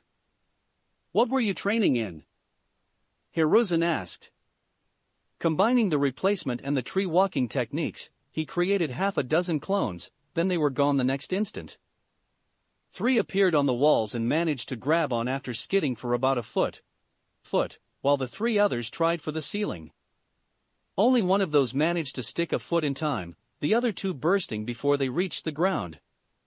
Interesting, the village leader said, looking around. I do not see Iruka. Is he already upstairs? Naruto shook his head.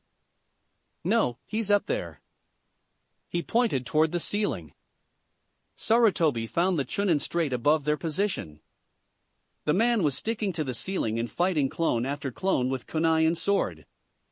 An effective training method, I have to admit. One had to both fight and manage his chakra at the same time, and this position made certain methods of dodging impossible. You aren't worried he might hurt himself in that fall? Naruto shook his head and pointed toward one of the pools. There a dozen clones waited, all their eyes on the combat. They're there to switch with him if he falls. Head first in water is a lot less painful than on raw earth. Not wanting to be dunked made for a good reason to put one's best effort forward too. It took a minute, but Iruka finally finished the clones remaining on the ceiling since Naruto had stopped spawning more. He looked down and, seeing the Sandame there, quickly made his way down to join him. Good evening, Hokage-sama, the Chunin said as he was offered a towel. He then wiped his face before handing it back. Good evening yourself, Chunin. I am happy to see you training hard, Hiruzen said with a smile. Will I be seeing you in the Jonin trials one day? I hope so, Hokage-sama, Iruka answered. It is still some way off, but I hope to one day give a good account of myself there. Good. I'll be waiting, Chunin, Sarutobi replied. Now, we have a meeting to go to, do we not? Of course. Naruto said, making a cross seal, though no clones appeared this time. Let's go. He added with a wave as a number of Bunshin made their way in the group's direction. It didn't take much time for everyone to be seated. This time the rabbits weren't summoned, leaving Ichibo the sole representative of that group. Hiruzen also recognized the new face there, even though it was another Naruto, which he supposed was Nico. Okay all, welcome to the weekly meeting of those in the know, Naruto exclaimed from his spot at the end of the table as soon as everyone was in place. Sorry for the extra day between meetings, but I was busy with Ebisu yesterday. Status report. No one had much to say there. A couple of everything fine along with a somewhat longer report regarding a group called the Torisan. It took less than 3 minutes for the point to be closed. Merchants, you're up next, the real Naruto said as the others finished. How's the network doing? Better and worse at the same time, the clone in the middle of that group replied. We've gotten a few new customers through Tuchi, but the general trend is that people order less. I can't say if it'll pick up once more when repairs to the village are done, but I hope that's what happens. How about our saboteurs? Kyuha asked. The Hokage moved forward, very intent on this subject. Ninja operating in his village without his knowledge wasn't something that should be happening. No trace of them, not since they abandoned their base, the merchant clone replied. They may have abandoned this type of work after what happened, but we have no way to be sure. We still have guards with every shipment, just to make sure. A number of clones nodded, and the subject was closed. Information Network, your turn. Nico was the one who rose. We have a lot of data, rumors and the like, but no way to know what to focus on. Even with clones, sorting that information takes hours if not days. Worse is, those sending the reports have no idea what should or shouldn't be included. That ties into something I wanted to bring up, the Hokage said, rising. If I wanted to have someone else sit on these meetings, what would be necessary? Naruto shrugged. You're the Hokage, GG. You can pretty much bring who you want, the real boy thought for a moment. Who did you have in mind? My spy master, Sarutobi answered simply. He's currently out of the village, looking for Orochimaru, but he should be back within a few days. He'd probably be the best person to put your information network into shape. I don't see any issue since, as spy master, I suppose he can be trusted with the prank. Hiruzen nodded at that. Any issue? He asked around. Nobody brought any argument against. Done then, Naruto declared. Information network, keep piling up your data. We'll have a specialist helping us starting next week. Anything else, Gigi? Indeed, the Hokage said with a smile, drawing a pile of scrolls from his pockets and putting them on the table. What are those? Niramaru asked from his place beside Naruto. It was clear that the rest of the clones were also curious. These, Hiruzen said, taking one of the scrolls in hand. These are requests from ANBU members to be transferred to the Dakashi.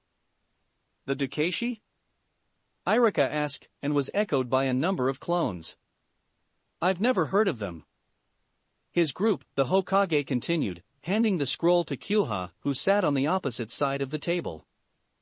The clone still had his ANBU garments and his bizarre hair color, though he'd removed the mask. What? The clone exclaimed in surprise. That's not all, Hiruzen continued. I've had 3 different meetings this week where I had to pretend that I knew everything about the Dakashi, and that I'd personally created them as an anti-invasion force. Some even went up to me demanding names. Naruto lowered his head. Sorry, GG. Don't be, Sarutobi said with a smile. I had a good laugh about it. Your team probably saved the village dozens of casualties, if not the entire battle. Me having to pretend knowledge is a small price to pay compared to that. What should I do with this? Konoha asked. Check them, the village leader replied. I'd like, if possible, to have actual members of the Dakashi in existence, in case it ever becomes needed to make a public showing. I'd like this place to remain hidden for as long as possible. A trump card, if you will. Konoha nodded and reached for the rest of the scrolls, which were duly handed to him. Anything else? Naruto asked everyone. I have one last thing, Hiruzen said, still up. Naruto nodded. Go ahead. I have another job for one of your clones. A female one, this time, the Hokage explained. Which is? Secretary, Sarutobi said. My current one has left my employ, and it is the perfect place for one of your clones. It would allow you to pass information to me easily, it would prepare you for the work you'll have to do if you ever take my place, and would permit me to reach you easily. He smiled widely.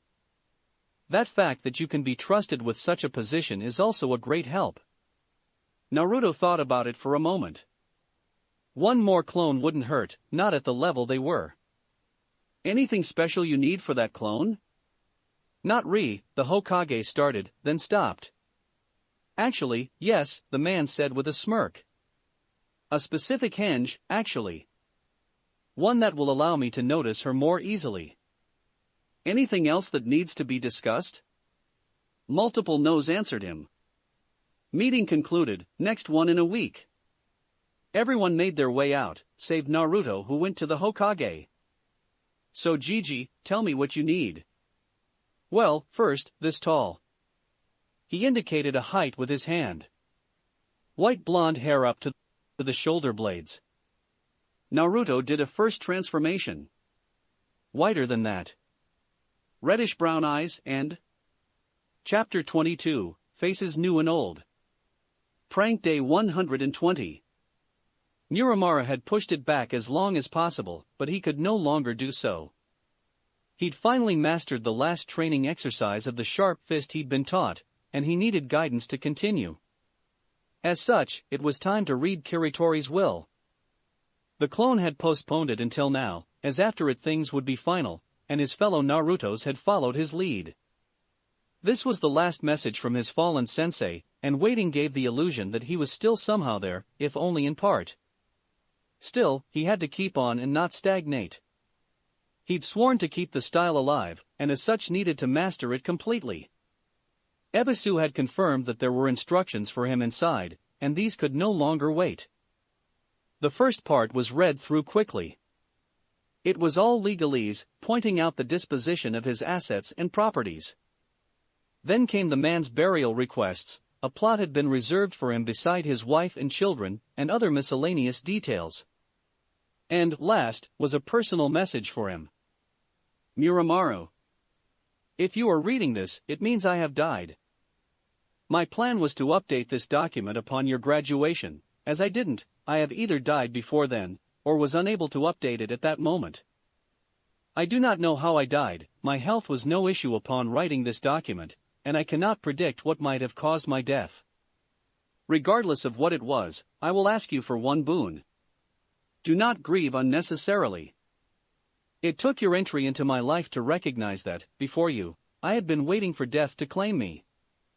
My reasons might have been valid, but I can now see that I passed dozens of opportunities for growth and happiness because of that. As your teacher, I urge you not to follow my path. You have great things before you. Do not let sadness hold you back. The second thing I must do is thank you. Not only did you bring me out of my spiral of despair, but you made me feel needed once more. You have no idea how much I needed that, and for that you have my eternal gratitude. I know I am not the most demonstrative of masters, but be certain that I am proud of you. I am honored to have met you, and am full of pride at your growth. You were, and still are in my mind, my youngest son. I had planned on adopting you formally post-graduation, but it seems death had other ideas. As such, the Hyojin name is yours if you wish. I do not know what happened to your previous family, and it has no impact.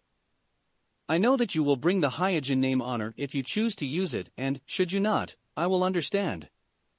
It is you who is important, not what name you carry. Regardless of your decision, I have placed the properties I own and most of the funds I've acquired in your hands. Do with them as will, they are yours without restriction. Lastly, the sharp fist. In what little time I've known you, you have already made good strides in the family style. I am certain that you will continue to do so in the future, and I have left behind scrolls to help you on your way. But first, the oath.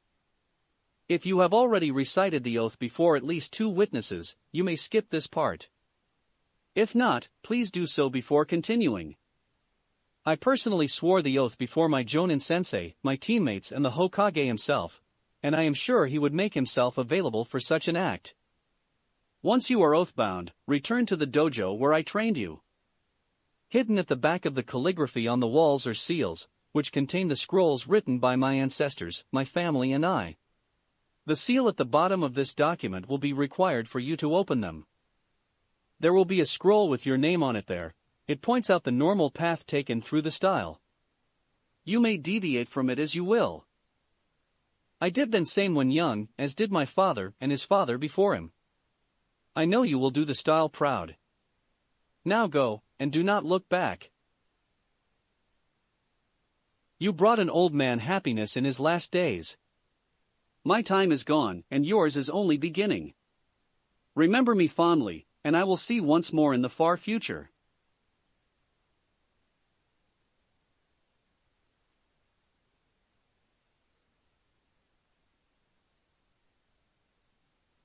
The rest of the family and I will be waiting for you on the other side. May the will of fire always be with you.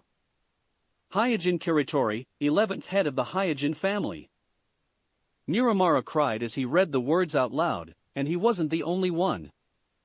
The real Naruto before him was standing stoically, tears flowing freely from his eyes, while Ichigo was on Ariko's left shoulder with a much-used tissue. The 4 of them were the ones who had been in the arena on the fateful day, and the ones who'd been in most of the classes with their former teacher. What will you do? Naruto said between sniffles. About the name? That was the main point left to discuss. The oath was done and training would go on. Miramaro thought for an instant. I'll ask the Hokage. He'll know better what it implies. He smiled a little through the tears. I'll take it, if I can. Both Ariko and Naruto nodded at that. The 3 then split up, Naruto going back downstairs while Ariko left for her own place. Miramaro took a few minutes alone to cry his last tears, then stood and went straight for the dojo. He needed to do honor to his style. And from the next day on, he was known as Hyojin Miramaro, 12th head of the Hyojin family. Prank Day 122. Ebisu wasn't much of a drinker. He had his own vices and knew about them, and preferred them to the loss of control that came with alcohol. As such, there was only a single reason that he went into bars. That is, to socialize. He wasn't much of a social person, but there were things that could only be learned from people. As such, he went once a week to the bar most frequented by the higher-ranked ninja of Konoha. The fact that the many Jonin-sensei in the village tended to gather there was only a bonus. Hey, look who's here, a special Jonin at the counter said. The great teacher himself. That was his own nickname, which was only used in places like this one. He hid the fact, but he was always proud of it. Around on me. The man continued. For the newest of those saddled with brats. Here, here. Came the cry from most of the ninja around. Ebisu stood stoically as people rose to offer him congratulations, or to commiserate with his loss of freedom. He'd expected such a spectacle, which was why he'd skipped last week's visit. Luckily, it didn't last too long, and he found himself free to take a seat at a table he'd never sat at before, though he'd never been never far. The Jonin-sensei's table. Currently, both Sarutobi Asuma and his on-off girlfriend Yuhi Kurinai were present, along with 3 of the older Jonin sensei. Kakashi was absent, which wasn't surprising, and Guy was out of the village at the moment, as were most of the others. "Congratulations on your team, Shikomu-san," the female teacher said as he sat down. "Congratulations on the success of your students, Yuhi-san," Ebisu replied as he took a small sip of his drink. 2 promoted out of 3, that is a very good result, especially counting on the shortened tournament. "I can't take credit for Hinata," she immediately countered. "Someone else trained her, and this teacher got more results in a month than I did in 3. Whoever he or she is, that is the person who deserved those words." "Then congratulations on Shino's promotion," Ebisu continued. "He was clearly one of yours, and he showed it in the arena. I nearly didn't pick up his genjutsu myself." Kurenai simply lowered her head to hide her slight blush. Asuma came to her rescue. "How is it, having your own kids to deal with?" Tiring, he answered. "Even with the many students I've trained before, 3 at the same time is exhausting." He sighed. "I don't remember having so much energy at that age." "Don't we all?" one of the older Jonin said. "Still, I can't complain, the 3 of them already work well enough together, and they don't shy from training." Ebisu continued. "It could be worse." Another of the older sensei turned to him. "You've got the blonde menace, right?" he finally said.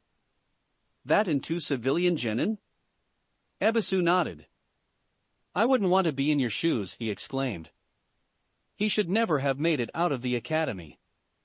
He didn't see the dark look the 2 younger sensei gave the man. The special Jonin shook his head. "No. While it is clear his basics need work, he is more than talented enough for genin rank. His chakra capacity is absurd, and he has the tools to use it. Close up the holes in his education, and he'll be more than ready for promotion to Chunin. If not farther," he mentally added. "You're shitting me." The older Chunin replied. "He's not," a new voice added from behind Ebisu. "I've seen the kids work, and I can believe it." The special Jonin had to think for a moment before the man's name came back to him. "Kanden-san, was it?" The stocky Jonin nodded in confirmation. "I did not know you've worked with Naruto." "More like I was called to verify his work," Takuno answered. "I'm probably Konoha's foremost specialist in traps, and he got me easily, at that." He smiled as he recalled the memory.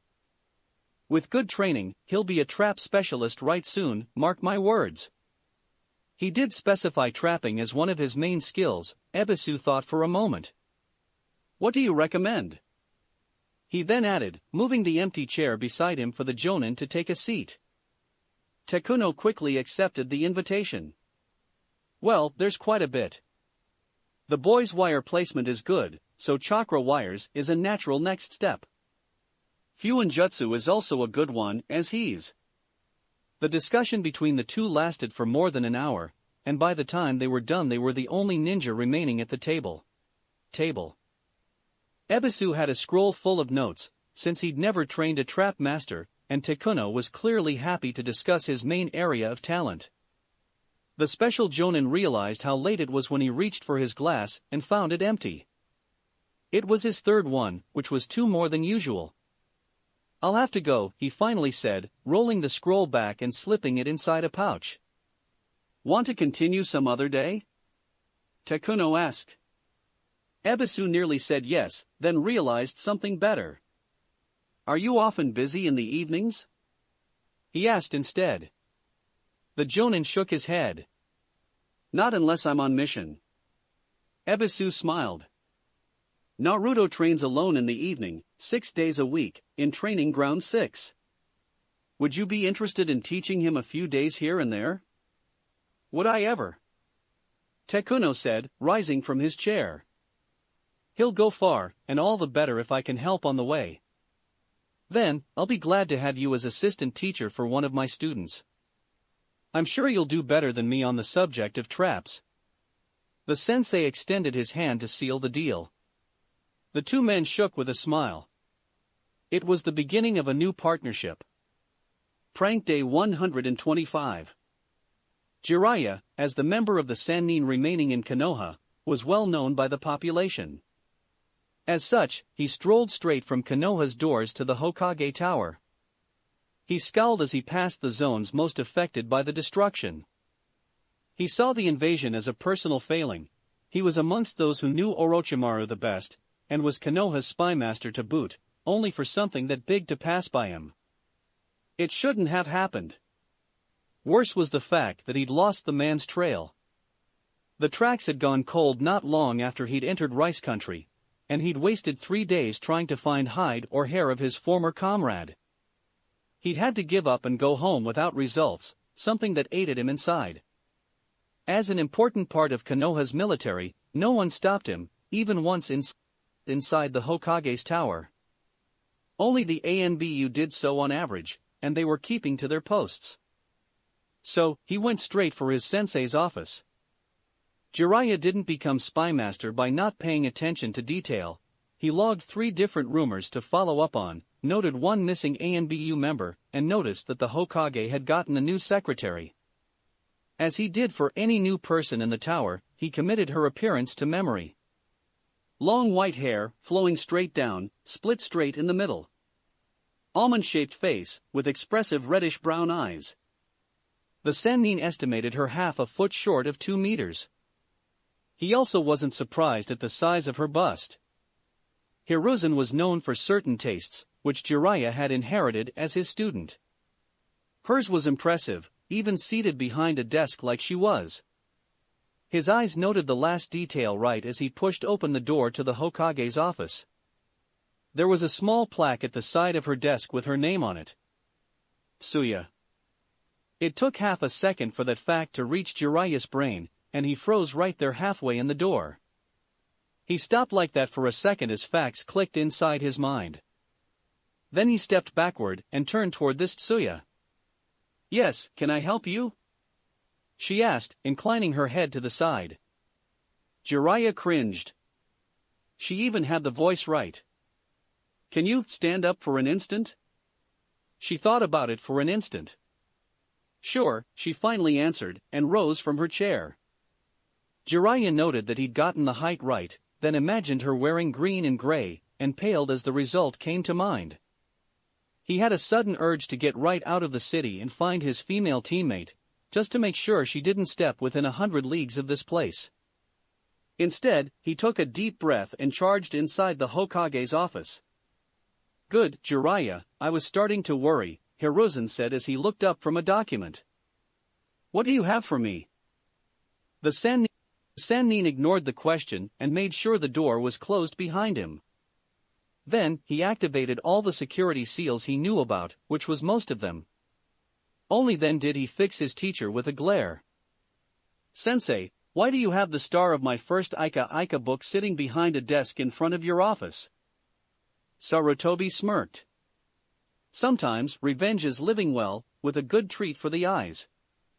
Also, age and treachery will always beat youth and skill." Jiraiya's glare intensified. "You do know that if Tsunade ever sees her, I am a dead man. And that is if I'm luckily. If I'm not, she'll keep me alive for years just so I suffer more." "You're exaggerating," the Hokage replied. "She's one of the 2 people who came closest to killing me, and that was simply for peeping." The Sannin exclaimed. "If she finds out I based one of my characters on her, there's no saying what she'll do." He thanked the kami every day that Tsunade's hatred of perversion kept her from reading his books. "I'll take care of it if it ever becomes an issue," the Hokage said, closing this discussion. "Now, what about your mission?" "Orochimaru's gone to ground in Rice," Jiraiya replied. "I leveled at least one of his bases there, but I can bet it's not the only one. I wouldn't be surprised if there were some in the surrounding countries either." "Prisoners?" "A few, but no one important," the Sannin replied. "The place I wiped from the map was clearly a staging area, probably for the invasion. I'll have to extend my network in Rice, as it clearly either compromised or ineffective. That brings another point I wanted to discuss." Hiruzen pressed a button on his desk. Yes, Hokage-sama? Suya's voice came from the intercom. Suya-san, please bring my guest an IT, if you would. Green with sugar. At once, Hokage-sama. They didn't have to wait long before the secretary came in, carrying a tray. She offered a cup to Jiraya first, then to the Hokage. She then stood to attention. Your will, Hokage-sama? For when is the next meeting of those in the know scheduled? Hiruzen asked with a smirk. There was something in there, Jiraya could tell. Barring extenuating circumstances, tomorrow evening, Hokage-sama, the woman quickly answered. Thank you, he replied, and handed her a pile of folders. Please file these with their respective offices. Be careful not to miss anything. Suya bowed. Of course not, Hokage-sama. By your leave. Hiruzen nodded, and she quickly made her way out. The room was silent for a moment before Jiraya spoke up. Do you know if she has any acting experience? 'Cause I heard they were planning a movie based on my first novel. If he was going to die, better to do it for something great. Again, Sarutobi smirked. You'll have to ask her yourself, Jiraya. The twirl of the Hokage's lips clearly indicated he knew something more about this. Anyway, give me a complete report of your projects. I'll have something for you to work on, barring any emergencies. The sage took a sip of his drink and sat down. Well, first is Orochimaru. His tracks died 2 kilometers for Tagure, and nothing I could do allowed me to get anything else. He's been pranked day 126. Jiraiya didn't know what to think of the current situation. He was currently a shadow clone, hidden under one of his least used disguises, following his sensei Hiruzen, who was disguised as a 14-year-old version of himself. He'd been surprised at the hidden path they'd taken, not at its location, but at its existence. As spymaster, his knowledge of the city was greater than any, save possibly his sensei, and he'd not known about this path. It would have been something else if it had been newly built, but all indications were that it was older than that. The sage estimated that it was at least 10 years old, and quite possibly much older. The clear lack of maintenance made it difficult to ascertain a date specifically.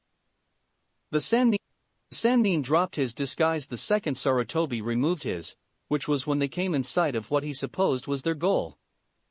He was even more surprised to see his godson waiting right at the gate. Good evening, Hokage-sama, the blonde boy said in welcome. Good evening yourself, Hiruzen replied with a wave. Can you point me to the original, or is he already seated and waiting? The false boy smiled. I can't get one past you, Hokage-sama, he answered as he turned. He's farther back, training with Iruka. How did you catch me? The real Naruto would have called me Gigi, Sarutobi replied as he stepped forward. And I noticed you clones keep from doing so. The Bunshin bowed. Step inside, Hokage-sama, Jiraiya-san. The two did so, but Jiraiya stopped once he'd made a single step inside. The place was huge, etched straight into the stone, and every few meters there was another Naruto. They were doing just about everything, reading, training, laughing and eating, with no visible rhyme or reason. His sensei walked forward as if this scene was common, waving at welcoming clones and calling others by name. He quickly arrived at a large group of what he supposed were bunshins, all watching something in the middle of the mob. A place opened itself for Hiruzen without him saying a word, and Jiraiya sneaked right behind the man and looked over his shoulder. Both what he supposed was the real Naruto and a chunin in his 20s were blinded and fighting with wooden swords in the middle of the ring of onlookers. The many reports he'd gotten from Hiruzen about Naruto's life gave a good idea who the man was, Umino Iruka, one of his godson's closest allies. The two fought some more while the two elder ninja watched. The two were evenly matched in movement speed, but it was clear that Iruka was better at fighting blind, while Naruto's Kenjusta was visibly more polished. As such, the two were pretty evenly matched. For more exchanges came and went before Iruka managed to sneak in a hit with a kick to the shin. It wasn't powerful enough to hurt severely or incapacitate, but it put Naruto on the defensive. Iruka didn't let the opening pass and attacked relentlessly. His greater strength made it so that the boy was forced backward more and more, until a well-placed hit finally managed to disarm him. Game. A clone on the side yelled. TCH, Naruto scowled as he removed the blindfold. You're much too good at this. It comes with experience, Iruka replied with a smile. I have a few years on you still, and blind fighting was something my first sensei focused on much. You'll get better in time. Indeed, Hiruzen said as he stepped forward. You're already better at this than most genin, and there are some things that only time can help master. GG. Naruto exclaimed as he turned. I hope I didn't make you wait too long. He shook his head. Time spent watching the youth of Konoha improve is never wasted. Now, everything ready for the meeting? Of course. Naruto said, crossing his hands together for a seal. Jiraya had expected more clones to appear, but no such thing happened. Instead, the hands came apart after a second, and he made his way toward on side of the building. Various copies joined him, as did Iruka and Hiruzen. A bunny even jumped from head to rest in his hair. The Sannin wasn't far behind. It didn't take long for everyone to be seated around a long table. Jiraya's own seat was right beside his sensei's, and the many clones clearly had specific places. Iruka was right next to the real Naruto at the end of the table. You want to lead the meeting, Gigi? Naruto asked. The Hokage shook his head. Your place, your group, your show, he countered with a smile. Knowing his sensei, he appreciated the fact that he was an equal around this table, and not the one everyone looked up to. Right, the boy said with a nod. Welcome, members, to the meeting of those in the know. Naruto exclaimed. For the third week in a row, we have a new face here. Please welcome the Toad Sage, the self-proclaimed super pervert, Jiraya of the Sannin. The sage smiled and bowed, saying nothing. Being a talented spy, he knew when to talk and when to listen, and this was clearly the second. There was too much here that was unexplained for him to step forward. Also, for those not informed, let me introduce the latest head of the Hyojin clan, Hyojin Muramaru. He continued. Said youth rose and bowed formally to those at the table. He then quickly took back his seat. Everyone here is busy, so let's make this quick. Status report. Naruto said, turning to a clone with a big book beside him. Said reports passed quickly. The merchant network was still waiting on the rebuilding, the Dakashi hadn't finished going over the possible recruits, the Torison were still doing police work, and agreement hadn't yet been reached on what to train in. As always, Jiraiya made note of everything, committing it to memory. There was much information in there, and if he wanted to figure this place out he would have to go over it more than once. Naruto looked around as everyone finished. Anyone have anything to bring up? Gigi? Outside the request from last week, no, Sarutobi said with a shake of his head. My newest secretary's work is more than satisfactory, and the quick access to information is perfect. That's between Nico and our newest member, Naruto said, looking toward Jiraiya. Have you informed him of what's required of him? No, Hiruzen said with smile. I wanted him to see this place beforehand. Jiraiya countered with a smirk. You want me to whip his network into shape as an information-gathering tool, he replied with seriousness. You sure you didn't give him a hint? The Hokage's secretary is part of your group, and she's feeding information to the Hokage, he explained. You have a number of merchants on your payroll, and judging by the number of people representing them here, they are numerous enough to gather information. I heard about the Torison, and they're a mercenary group currently stationed in Wave, which means your sources aren't only in the village. With the invasion that just passed, it's simple logic to deduce that you aren't satisfied with your current information network. Naruto's face went slack under surprise. He is my spy master for a reason, you know, the Hokage pointed out. Meeting adjourned? Naruto nodded quickly. Meeting adjourned, he quickly said. Nico, Jiraya, please stay behind. We'll go over what the network needs to be useful. Jiraya looked to his sensei, who was rising from his seat. A simple nod confirmed that he was to stay behind. I'll be waiting for your report about this in our next evening meeting. He put his hand on Jiraya's shoulder. Good day, student. You'll see we had much less to fear about your godson than we thought. Try not to stay too late, old man. Jiraya countered with a smirk. I'll catch you later. Indeed, the Hokage said as he walked out. The rest of the participants had already done so, leaving the sage with his godson and Nico, who was clearly a shadow clone. Why he had a name Jiraya hadn't figured out yet. Well, at least you've done your work, Jiraya finally started after a minute of silence. I'm Jiraya, Sage of Toads, well-known writer, and the envy of all those who like the pleasures of the flesh. I'm also Konoha's spy master, though that detail evades most. From what you said, you already have a network. How many people are in it? Naruto and Nico looked at each other, clearly unsure. Depends on your definition of people, I guess. The sage sighed. Contacts? Pen pals? Informants? None received an answer. Outside of you, who's part of the network? Well, Nico here for sure, Naruto started.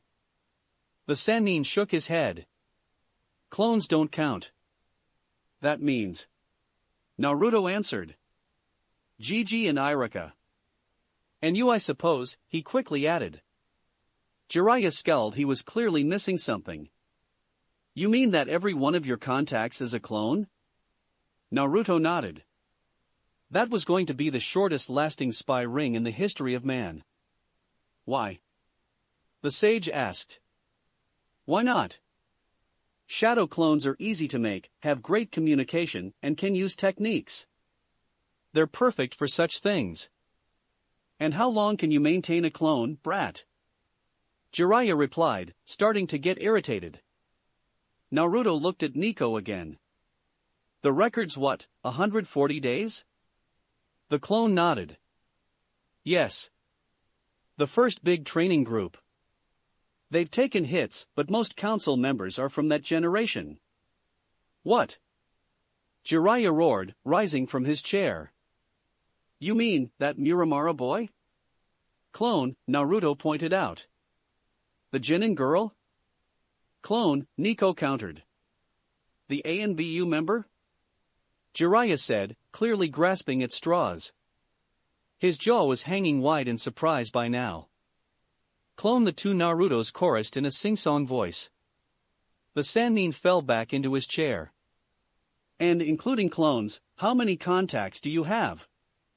Nico fell back to the folder that was before him. I don't have exact numbers in clones, but I have the number of places covered. Do tell. Nico did so. Jiraiya's eyes grew big, and his jaw went once more for the floor. Even with a single clone in each of those places, Naruto had a network that rivaled his. And worse was, it couldn't be that old. He grabbed a sheet of paper from the table and withdrew a pen. Start explaining. It's gonna be long. I don't care. He'd planned a visit to his favorite brothel, but that no longer mattered. He needed to get to the bottom of this, or it would eat him inside. Go. Well, it started with Mizuki, Naruto said. Have you heard about him? I have. He even had a day scheduled with the trader. There was information there, and a lesson to be taught. You do not mess with Jiraiya's godson. Well, I took him down, as you've probably heard. Thing was, his giant shuriken had been poisoned and... As the story continued on, Jiraiya started smiling. He'd known he would have to pass his contacts to another, and feared Naruto wouldn't be the right kind of person to take care of his network. What a fool he'd been. With Naruto at the helm and a few months of training, Konoha was going to feared on the intelligence level like they'd never been. His home was secure for a couple more generations, he could tell. Prank Day 128. Wave had changed in the past months. The festivities had tapered off, and the population had thrown itself into work. The bridge had quickly been finished, the population helping free of charge. The people had then turned to the fields, preparing them as much as possible for the next spring. The winter would be tough, and the next harvest probably wouldn't be as good as those previous, but a few years like this, and Wave would be booming. Jaga, formerly known as NIQNI, watched as the people went, smiling all the while. Over the last month, most of Gato's former mercenaries left the island, a large part of them as soon as the bridge was completed. Without Gato's leadership, the combatants hadn't tried anything. There had been a few issues at first between the mercenaries and the Torison, but they'd stopped after the first execution. Jaga had been the one to do it. He disliked the act, but agreed it was necessary. The criminal had been warned numerous times, and he'd still been caught in the act of raping someone. He'd been judged with the Torison in presence, and even other mercenaries had testified against him, bringing proof of previous crimes of a similar nature. He'd sworn during the entire trial that he'd kill them for what they'd done, and everyone agreed that exile wasn't enough, and that prison wasn't punishment enough. As such, death had been the penalty. At least, Jaga thought he'd made it as painless as possible. The fact that the law now had teeth dissuaded anyone else from trying anything. The bloodiest mercenaries moved out quickly, and the others slowly left. That is, those that did not find new jobs. Some, who'd been more respected than most, were offered places in Wave. There were numerous empty houses, and there had been a few relationships started between mercenaries and townspeople. But many came to the Torison for recruitment. The clone who'd gotten the idea for the group hadn't planned on them attracting recruits, but it still happened. There were mercenaries who were looking for a good group to work with, and others that had simply left their home wanting to learn to fight, drunk on romantic stories of samurai. There were even Ronins abandoned by their families or left with only mercenary work, who were grateful for a place in a real troupe. And most of those, the Naruto clones did not have the heart to send away. As such, the Torison had nearly doubled in size. And it was looking like this wasn't done. Jaga turned around, continuing his patrol, when a message came for him via update. That was rare, since the pretend samurai limited their use of ninja techniques for their cover. He was being recalled instantly, and another clone would take his place. Jaga didn't delay, going directly toward the mansion that the Torison had been offered. It had been the former house of a wealthy merchant of Wave, who had been eliminated by Gato as competition. The group hadn't refused the offer only because it was one of the rare places that the entire group could use. He went straight for the meeting room, which was where he had been called to. He was the last, with the rest of the informal heads of the group already there. Tora, the clone who had created the Torison, was in his usual seat at the head of the table, with Rayon and Hyo at his left and Kuga at his right. He took the other seat at the right, passing by the man who was coming with a request. The Konoha fashion group had started the clones into noticing details about people and what they wore. This one had quite a bit of contradictory information. The man was wearing clothes soaked in sweat, grass and dirt, but there were clues that he wasn't a peasant. There were remains of embroidery over the hem of his clothes, and the colors were still unnaturally vivid for peasants, even with the grime. "We are all here," Tora said in his grave voice. The clones had found that mercenaries responded better to such a sound. "What is your request?" "I am Getsuko, and I have come a long way to speak with honorable samurai such as yourselves. My lord's land, in San no Kuni, had been plagued by two rival Yakuza families who have the region in a stranglehold." Tears started to flow from his eyes. "Worse, they have been steadily assassinating those in power, either opposing them or working for their rivals. My masters, the Jin family, have slowly been eliminated one by one, and now only the last heir is left." He bowed low, so low that one could get the impression that he was pushing into the floor. Please, noble warriors, answer this desperate request of a lowly man. Please save the last member of my lord's family, and rescue our lands from oppression. I will pay any price needed, if only the security of my lord's family can be assured. Silence rang in the room as his plea ended. He didn't move from his place on the floor, and his tears could still be heard falling to the ground. The five looked at each other, all lost. What should they do? Chapter 23, New Horizons. Prank Day 128. Tora found every member of his council looking at him for answers. He didn't have any. As such, he went for more information. Getsuko, was it? The leader of the Torasan asked in his grave voice, to which the still bowing man nodded slightly. I am to understand that this is not a simple bodyguard mission, correct? If it was that, it would be easy. While clones weren't solid, a mix of real members of the group and Kage Bunshin could protect one from most dangers. But it didn't sound that way. I am afraid not, Samurai-sama, the retainer answered. While my lord's life and health require protection, so does our people. The Yakuza are pushing horrible drugs in the city, stifling commerce with protection rackets, and running prostitution rings with total impunity. The man fell to his knees and his tears redoubled. I came to the Torasan based on what I've heard in rumors, and the stories on the island itself convinced me. Please, O Samurai-sama, work the miracle you performed here in my lord's land. Rid us of those who would destroy our region and bring prosperity once more. Getsuko was clearly begging by that point. Tora looked around once more, and found his teammates' faces mirroring what he expected his own to be. They'd stepped into the situation in wave because it was the right thing to do, because the people needed protection. When he had the flash of insight that led to the creation of the Torasan, he'd expected them to vanish back to nothingness once their mission was done. That idea had been dashed when people started coming to them for work, and now their reputation was drawing them back toward violence. There was a good minute of silence before Tora spoke once more. This is a situation that bears further thinking. As such, please wait until tomorrow, we will have your answer then. The clone then waved to the man at his side. Rayon, find this man a place to rest, food to eat and medicine should he require it. Until he has his answer, he is to be treated as an honored guest of the Torasan. The lion-like clone nodded and showed the Jin retainer to a bedroom. The clones waited until the two were gone, and then started discussing the situation earnestly. Your opinions? Tora asked. He might be the leader in name, but clones tended to see themselves as equals regardless of rank. I want to help, Hyo said. Jaga nodded. Yeah.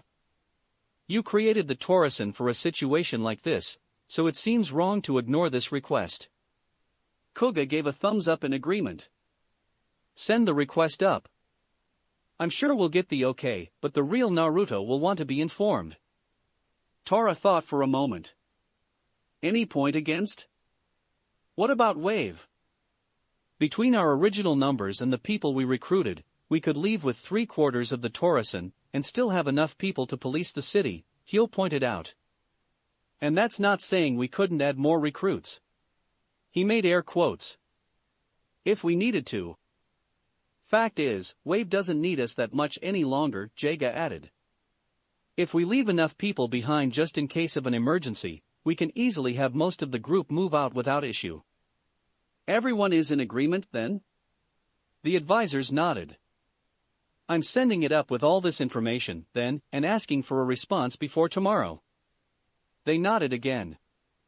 And the very next day, the Torasan were packing up. San no Kuni was waiting. Prank Day 130. Hinata sighed as she entered the Himitsu compound. It had been 3 weeks since the Hyuga heir had stepped inside this building, and she found it had been too long a time. Unfortunately, her new rank included new responsibilities. With the invasion, she'd been added to a Chunin scouting/hunting team, and had been tasked with making sure there were no enemy ninja hiding in the towns close to Konoha, or in the forests around them. It had been a tiring and repetitive task. While she was in Konoha every few days, she rarely had more than an hour free, and most of that was spent replacing equipment or meeting with her father. She wasn't completely sure as of why, but the man had changed. Where in the past, he pushed and pushed and pushed, he now took a much more distant position to her training. He had questions here and there, but the pressure was gone. She couldn't be certain, but rumors were running around the Hyuga compound that people were starting to question his training methods, which also implied issues with his leadership abilities. Niji had been undefeated in his rank until Hayashi had started training him, and she herself had grown in leaps and bounds when freed from the man's training regimen. Hinata herself didn't know what to think about it. She couldn't deny that Naruto's teachings had helped her beyond anything she'd hoped for, but she'd always taken her lack of progress while training under her father to be a personal failing. Now, she was no longer sure. Still, those were thoughts for another moment. Now, she was glad to be back here, where she'd found her confidence. "Ohayo, Hinata-chan," Naruto said as she entered the Himitsu basement training room. Another Naruto waved, his nose on a map. "Good day, Naruto," she said to both with a smile. She then bowed respectfully. "Congratulations on your promotion, sensei." She'd at least managed to keep abreast of the happenings in Konoha while on mission, and had learned that Naruto had finally gotten the promotion he'd long deserved. "Congratulations on your own, student," one of the clones said as both came up. They then bowed the same way as Hinata just had. "That was all because of you, sensei," Hinata said as she rose. "I owe it all to your training." "You don't owe anything," the first clone countered. "As one of my teachers says, a hard-working student is all the reward a teacher needs." There was a moment of silence. "What can we do for you anyway?" "I was hoping," Hinata said, lowering her face as she blushed. She also pushed her fingers together. "That we might continue with the training." The first Naruto though for an instant. "I don't see why not." He nodded to the second clone, who returned to his map. "Anything in particular? Do you have any recommendations, sensei?" The Naruto Bunshin nodded. "Well, based on the fight in the arena, it might be a good idea to think about close-ranged combat while using the Matsuri." Hinata had to agree. She remembered Niji's charge and had clearly been unprepared for it. "What do you think? Can you create a shadow clone?" he asked. She did so instantly. "Well, there are two ways I can see of going at this," the clone explained. "First, the gentle fist. A charge makes for an easy target and..." Prank Day 132. Normally, Iruka spent his Sundays either training or grading papers. The latter wasn't much of an issue ever since he'd learned the Kage Bunshin, so he'd expected to be able to hone his skills for an entire day inside the Uruhara basement. Having hundreds of people to train against was a boon that gave great results. Unfortunately, the Chunin hadn't been prepared to find a ANBU operative right outside his door, holding a message from the Hokage. That was how he found himself in a meeting room seated between Sarutobi Hiruzen and Marino Ibiki. "Thank you for coming," Yamanaka Inoichi said, standing up from his place opposite the Hokage at the table. "For days ago, I was placed in charge of a team going over academy data for signs of conspiracy, based on preliminary findings by Yumano Iruka here," Inoichi nodded in the teacher's direction. "After a comprehensive review of said data, I can clearly affirm that academy results have been manipulated on a large scale to force certain students to either abandon the ninja program or be forced to repeat years." "Troublesome." Shikaku, present as Jonin commander, sighed. The ANBU beside him nodded. "How long has this been going on?" Hiruzen asked. "At least 10 years, Inoichi replied. "Quite probably more. We only checked 10 years' worth of records, and the signs have been there since the beginning." "How was this not noticed before?" Ibiki questioned. "Whoever these people are, they were very good at covering their tracks. Also, they targeted only students without living shinobi relatives, which meant the children had nobody to turn to for answers beyond their teachers, the Yamanaka intelligence agent explained. Unless someone looked at it from an outside point of view, it was very difficult to find. They selected only a few students per year, and with the modifications starting from the very first exams, there wasn't any trend to break. The targeted students began with failing grades, and those were maintained for the entire term. Do you have a list of affected students? The Hokage asked. Here. Copies were given around the table. The list had 26 names, and Iruka recognized a few of them. He remembered their smiles, their hopes and their dreams, and those memories made him sick. He'd failed them. Have these. The Hokage started, then stopped. No, have every student who failed to graduate in the past 10 years brought back for retesting. Konoha failed these students, and they deserved their chance at their dream. Everyone nodded. How about those who failed their Jonin's test? Shikaku asked. Have those retested too? We don't know to what level this conspiracy infiltrated the system, so retest everything, the Hokage ordered. Inoichi, Iruka, I'm placing you both in charge of this. I want new tests made, ones that outside forces will not be able to manipulate for their own goals. If needed, I'll have new Jonin ready to accept teams.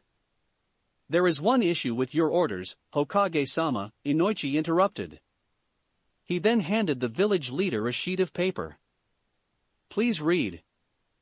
There were a couple of seconds of complete silence before the Hokage stamped the paper down on the table so hard that it bounced. What? Iruka sneaked a look. It was a similar list to the previous one, only instead of the recalculated notes there was a status column. And outside Naruto and those who failed the last exam, every line had one of 3 different statuses. Missing, dead or suspected dead. Iruka's stomach curled into a knot. That's not all, Hokage-sama, Inoichi continued. When we had enough proof of his involvement, Anbu were sent to arrest Maki Kazuki, the current maths and history teacher. Said Anbu arrived there to find the house cleaned out, and the man is nowhere to be found. We have infiltrators, Ibiki growled. Beside him, Shikaka scowled.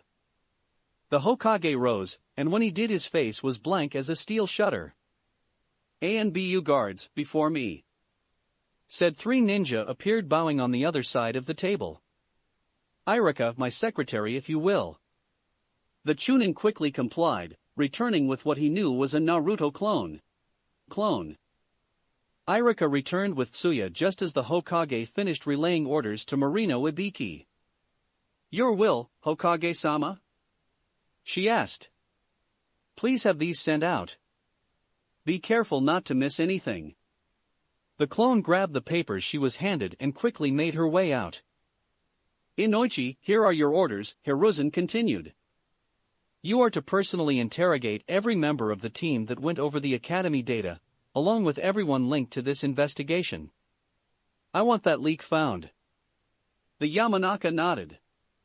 Hi, Hokage-sama. Iruka, I'm placing the academy under your command. Recruit whoever is needed, I'm placing my trust in you for this. The Chunin rose and bowed. It will be done, Hokage-sama. Shikaku, get me your best hunter team, pronto.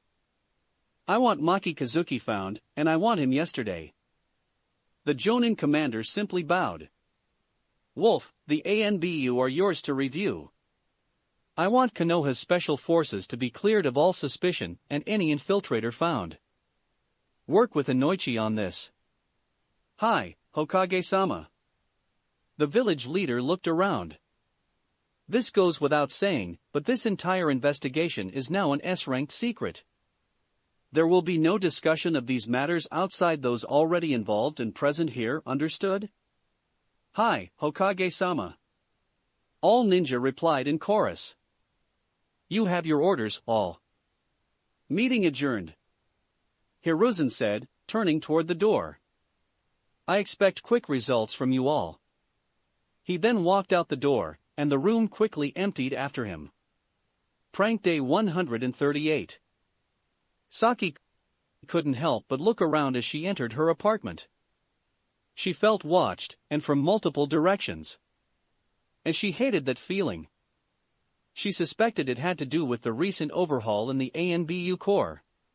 She had no clue why, but something had lit a fire under the higher-ups, and they were revetting everyone in a search for spies.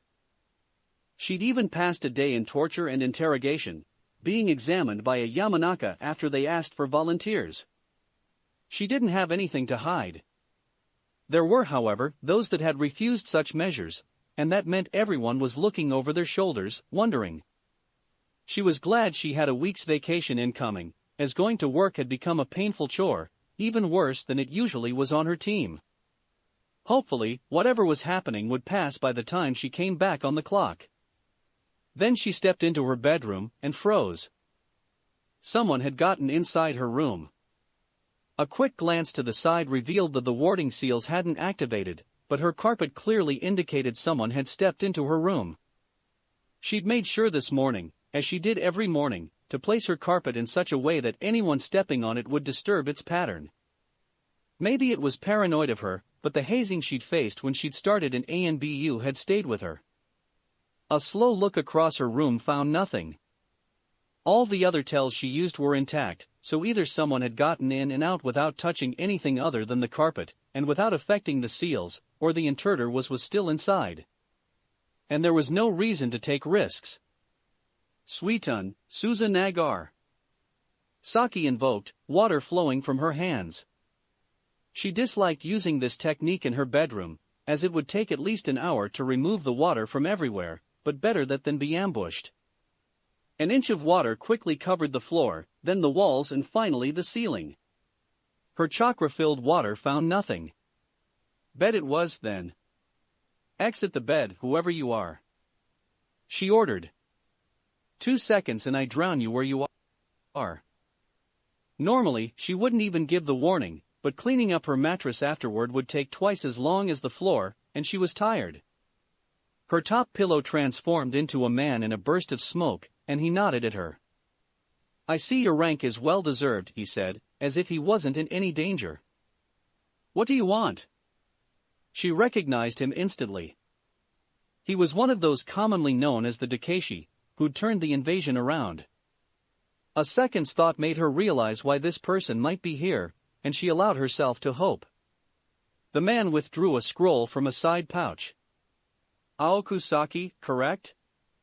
She nodded. As per the Sandaime Hokage's orders, you are activated as a Dakashi starting this very instant. Here are the relevant papers, as well as your mask. He handed her the scroll. A few seals cancelled her technique, the water on the ceiling and walls quickly pooling on the floor. She gave the scroll a quick read, noting the Hokage's seal at the bottom of the document. A quick hand seal confirmed that this was the real thing, and she smiled. Ever since Namakamono has been promoted to team leader, the sexist prig had been a pain in her neck. He took great pleasure in contradicting everything she said, and took credit for all of the team's successes. Kurokoma, as usual, did nothing, cold as he was, and Koji Kabato was a newbie who wasn't going to do anything to draw attention. She'd given serious thoughts in leaving ANBU, but she didn't feel like returning to the regular ninja corps yet. Transferring to a new branch, especially an anti-invasion one like the Dakashi, seemed the best bet. A quick surge of chakra released her new mask from the seal. It was silly, with a long feather-like mustache, and what looked like a patch of grass on her head, with flower attached, but it was no worse than the tacky purple and mustard monstrosity that the ninja recruiting her wore. She quickly hid her long hair in the attached net. Only then did she nod in the direction of her fellow Dakashi, indicating her readiness to go. The ninja nodded back, then generated a shadow clone who quickly took her shape. Said clone went to the cupboard where she stored her cleaning products, withdrew her mop, and started cleaning up. She smiled at that. The Dakashi led her to a side window, somehow opened it without triggering her alarms, and indicated for her to go first. Once on the other side, he quickly led her to the closest sewer access and ran straight in. She followed. The two of them quickly switched to ceiling running, and 10 minutes found them in a large chamber through which many different channels flowed. 4 Dakashi were already there, and 2 more arrived not a minute later. 8 people, Saki noted. 2 teams of 4. If her deductions were correct, there would be 3 more new members like her here. Welcome, new recruits, one of the Dakashi said while the others disappeared in puffs of smoke. Among all applicants, you 4 have been selected to form a new Dakashi cell. He ran his fingers through his visibly fake beard. My name is Konoha, and I will be your contact with the rest of the organization. Any request, be it for training, equipment or information, will go through me. I will also be the one to dispatch you on missions once your training is complete. He paused for a moment.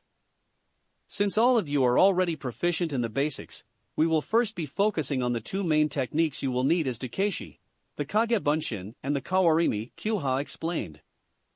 The Kawarimi? Saki exclaimed in surprise. That's an academy technique. Everyone here can do that. The Kage Bunshin made sense, since masses of clones were known to have died during the invasion. But the replacement technique? Then, flower, Konoha said, pointing at her. She could hear the smile in his voice. What's the maximum distance you can do with the Kawarimi? Saki didn't know how to answer.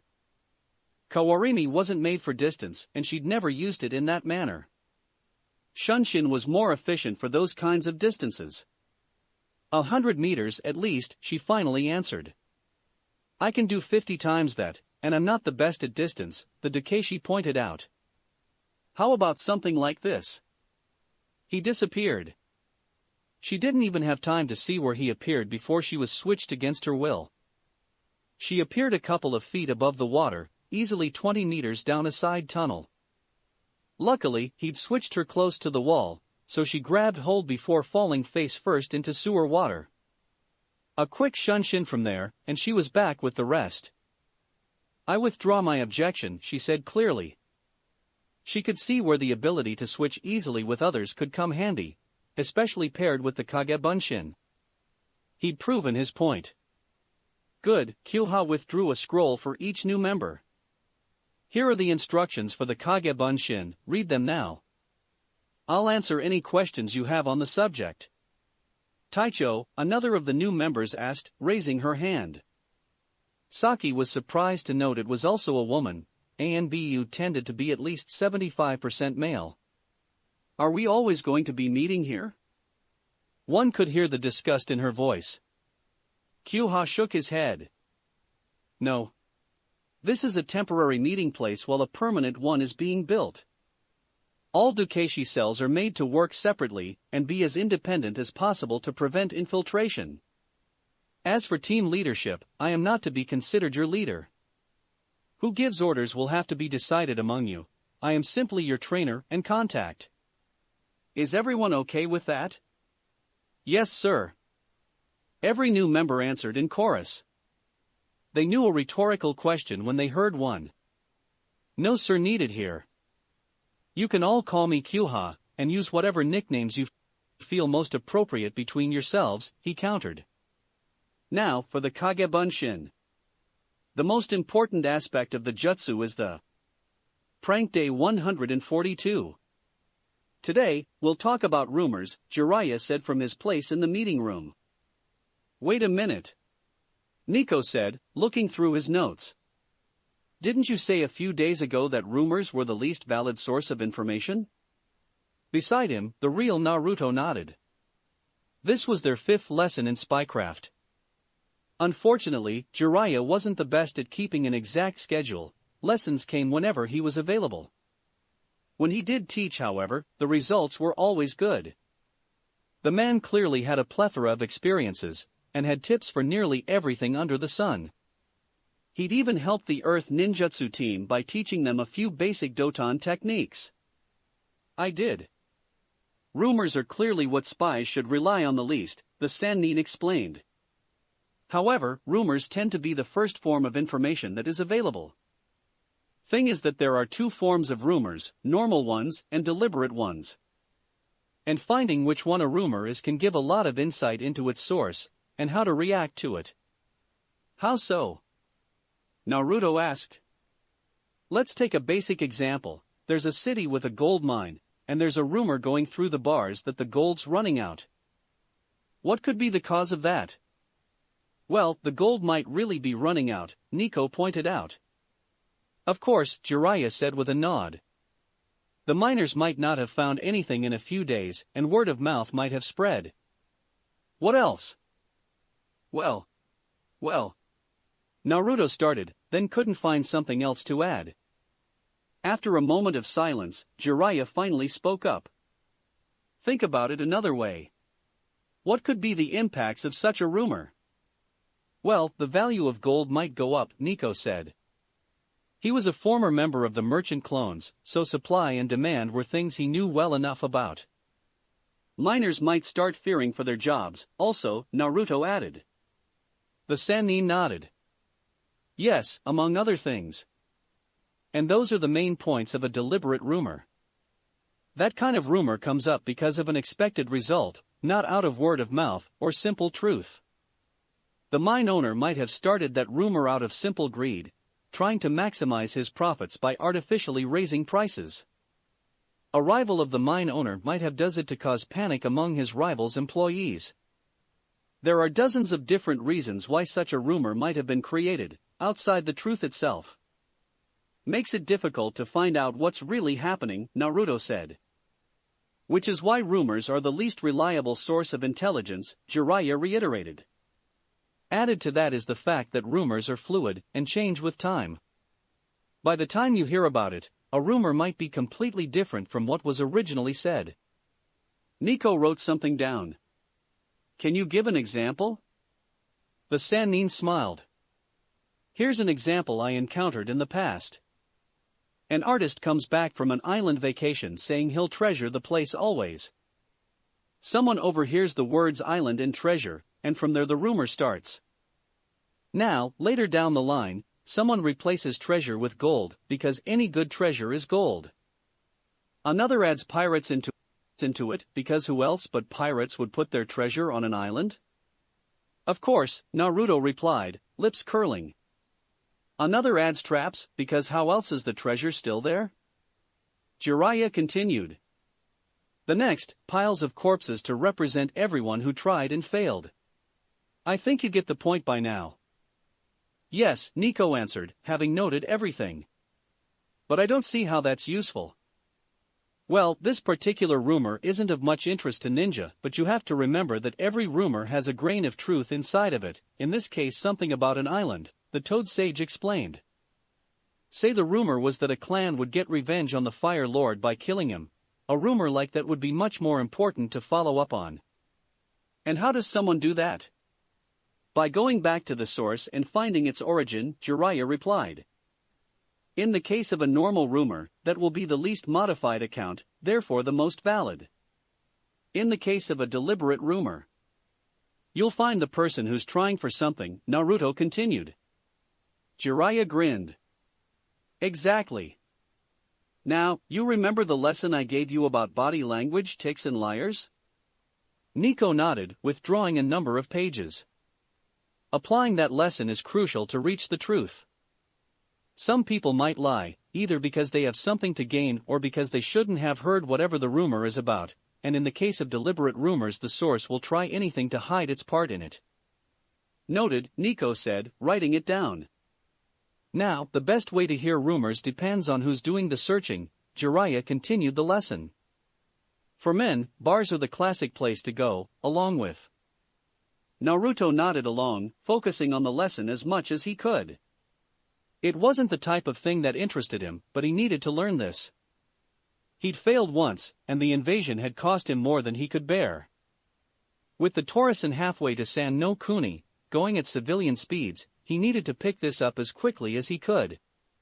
He had the feeling the samurai would need those skills before long. Never again was he going to let something like the invasion happen. Prank Day 145. His brother and sister didn't realize it, but Sabaka no Gara was glad to back in Suna. Even though he'd found someone he could call a friend in Konoha, Suna was still his home. It wasn't the people, who still looked at him in fear and hid, but the land. He could feel the sand all around him for miles, and it was a real comfort. Not knowing everything around him made him twitchy and, he now realized, the stress made him react more violently. But that was the past. The trip from Konoha to Suna had been a pain. While Mother had been silent around Naruto for some reason, she hadn't been on the way to Suna. Mother had raged for blood the whole time, and he'd been forced to hold back his sand from reaching out to kill multiple times during the trip. Those from Suna recognized the signs and kept their distance, but the Konoha ninja with them did no such thing, and he was forced to restrain his sand in their case. He'd promised Naruto not to kill unless there was no other solution, and he intended to keep his word. Such actions would also hurt any chance of rekindling the Suna-Konoha alliance, which was the reason why he was back in sand. Turning, he made his way down one of Suna's main streets. The time now was the best for being out, not the cold of the desert night nor the heat of Suna's days, but in between both. It was the most comfortable. As usual, people moved quickly out of his path. Naruto had said that he would find others who cared for him, but he expected this to be long in coming. For the moment, he had at least a meter free on each side, and people farther up the street changed direction rather than walk on the same street as him. It hurt somewhat. Surprisingly, a man coming out of a shop to his left moved straight toward him. For a moment, Gaara thought the man hadn't seen him, only for him to stop and raise his hand, as if to talk. "Many excuses, sir," the man said. "Might you know where I could find a ramen shop?" He was of average height for an adult, so taller than Gaara, and judging by what he wore he was newly arrived in Suna. It explained a lot. "Continue straight east," Gaara said, pointing. "Until the building in red farther down the street. Turn left there and walk down 4 blocks, and you'll be in the dining quarter. I do not know of any restaurant specializing in ramen, but if one exists in Suna, it will be found there." "Many thanks, young man," he replied, bowing. "Would you mind us talking some more? I am new to this place, and the help of a native is just what I'd need." "I'll pay for your meal in exchange," the man said with a smile. Gaara thought for a moment. He wasn't particularly hungry, but had to admit a good conversation would do some good. He'd gotten somewhat used to Naruto's place, where he could converse easily, and found he missed it somewhat. Comparing Suna's ramen with Konoha's might be something Naruto would be interested in, when the two of them met once more. He could do his rounds later, when everyone was asleep. "I have no problem with keeping you company." "No need to pay for my meal," Gaara countered. "I insist." Gaara bowed his head in acceptance. He wasn't planning to eat much, anyway. The man started talking, asking questions as soon as he turned in the right direction. Gaara, in exchange, gave straight answers, walking beside the man. There was no fear there, he found, but there was something eerily familiar in the conversation, something he couldn't put his finger on. Then he noticed the pair of goggles on the man's arm. He'd seen those on some clones, he was sure. As a ninja, Gaara didn't believe much in coincidence, but still, he needed to verify. He paused, taking a deep breath. "Is there a problem?" the man asked, curious. Gaara said nothing, focusing on his senses. He wasn't practiced much in chakra sensing, but he still had the aptitude. At this range, he could identify people as long as he concentrated. The man's chakra felt like many different things, as did anyone's. Wind first, sand and earth next, then an undercurrent that felt like nature to his senses, but under all that, there was the mixture of sensations he'd associated with the many Narutos he'd met. "A clone, then?" "No, nothing," Gaara said, starting to walk again. A small smile appeared on his lips, his friend hadn't left him all alone. It took a while, but Gaara did find a restaurant that served ramen.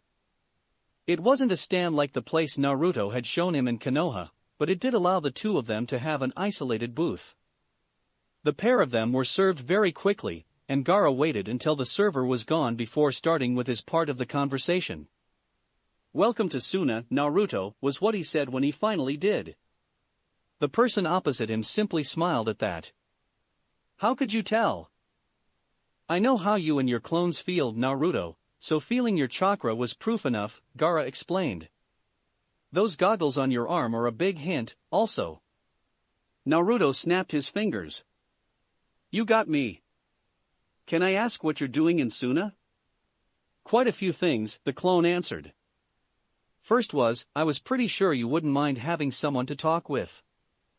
Add to that quick communication between Konoha and Suna with the negotiations going on, the ability to expand my trade network some and to see how another ninja village is run, it's no wonder you can find me here. Thank you, Gaara said. He knew Naruto some by now, he would have still come if only for him. My pleasure, the Kage Bunshin replied. Now, what should I expect from Suna? Well, like I said the day we met, most important is the temperature, the Sand Genin explained. It's frigid cold at night, and blisteringly hot during the day. I could tell you were from outside the village by looking at your clothes, because what you currently wear is simply wrong for most if not all of the day. Noted, the clone replied quite seriously. Gaara took a bite of his noodles. Not as good as Konoha's, in his opinion. Second is water. With our climate, water is at a premium, and... Prank Day 150. Business was picking up for the Merchant Council. Part of it was his contacts finally bouncing back from the damage inflicted by the invasion, while another part was Jiraya's help. The man had fingers in every pie, and contacts within many of Konoha's shops. As such, between the Kuroneko's rising reputation and the sage's help, the network had more orders than ever before. Unsurprisingly, most of the shops Jiraya was involved with were brothels, bars, massage parlors, and bookstores. Still, the transportation of alcohol was very lucrative, and even with their lower rates they made good profit. Torikoshi was on his third run to Water Country since the invasion, this time with an order bigger than any before. It seemed like Tucci was planning on adding new dishes to his menu, since he'd never ordered kirimasu before. Normally, those fish were either for the Konoha Zazenkyo or the Koju. Their supplier for those was a family with an estate in Kuni, who had a number of large lakes filled with the things. It was somewhat off the beaten path, but perfect for clones. The jumper did another long-distance switch, this time appearing on top of a tall oak. His feet instantly glued to the bark, proof that the training they'd done hadn't been fruitless. He then turned to get his bearings. Another pair of jumps should have him close enough to land. That was when he noticed the smoke in the distance. He thought for a moment that this was a forest fire, but it seemed too small for something like that. But it was in the direction of the network's supplier. Torikoshi didn't wait, he jumped straight in that direction as far as he could. He did another jump in midair, his legs nearly twisting as he landed on the tall pine in the middle of the estate. The place was a total loss. The fire had clearly been burning for a while, the second floor was gone, as were two of the walls.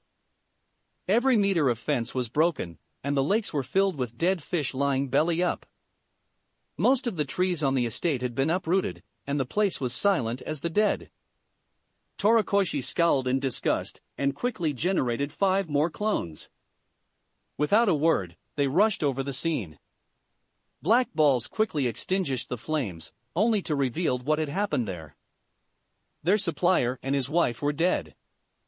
The first was a charred body, recognizable only because of his wedding ring, but the wife had been in the kitchen, and had survived the flames mostly unscathed. She'd clearly died from a stab wound to the back, fresh blood everywhere on the back of her dress. The group went over everything, but nothing else could be found. Whoever had done that had even made sure to kill each and every animal on the property, leaving none alive. This was clearly not the work of bandits. The clones dug graves for the fallen, and buried them with as much honor as they could. Inside, they were seething, they had a good idea who had done this, as well as the cause. Those false Anbu were back in business, and they were clearly playing for keeps. That's it for this reading. Hit like and subscribe for a free ticket pass going to the different worlds of anime fanfictions. Looking forward to having you on board again.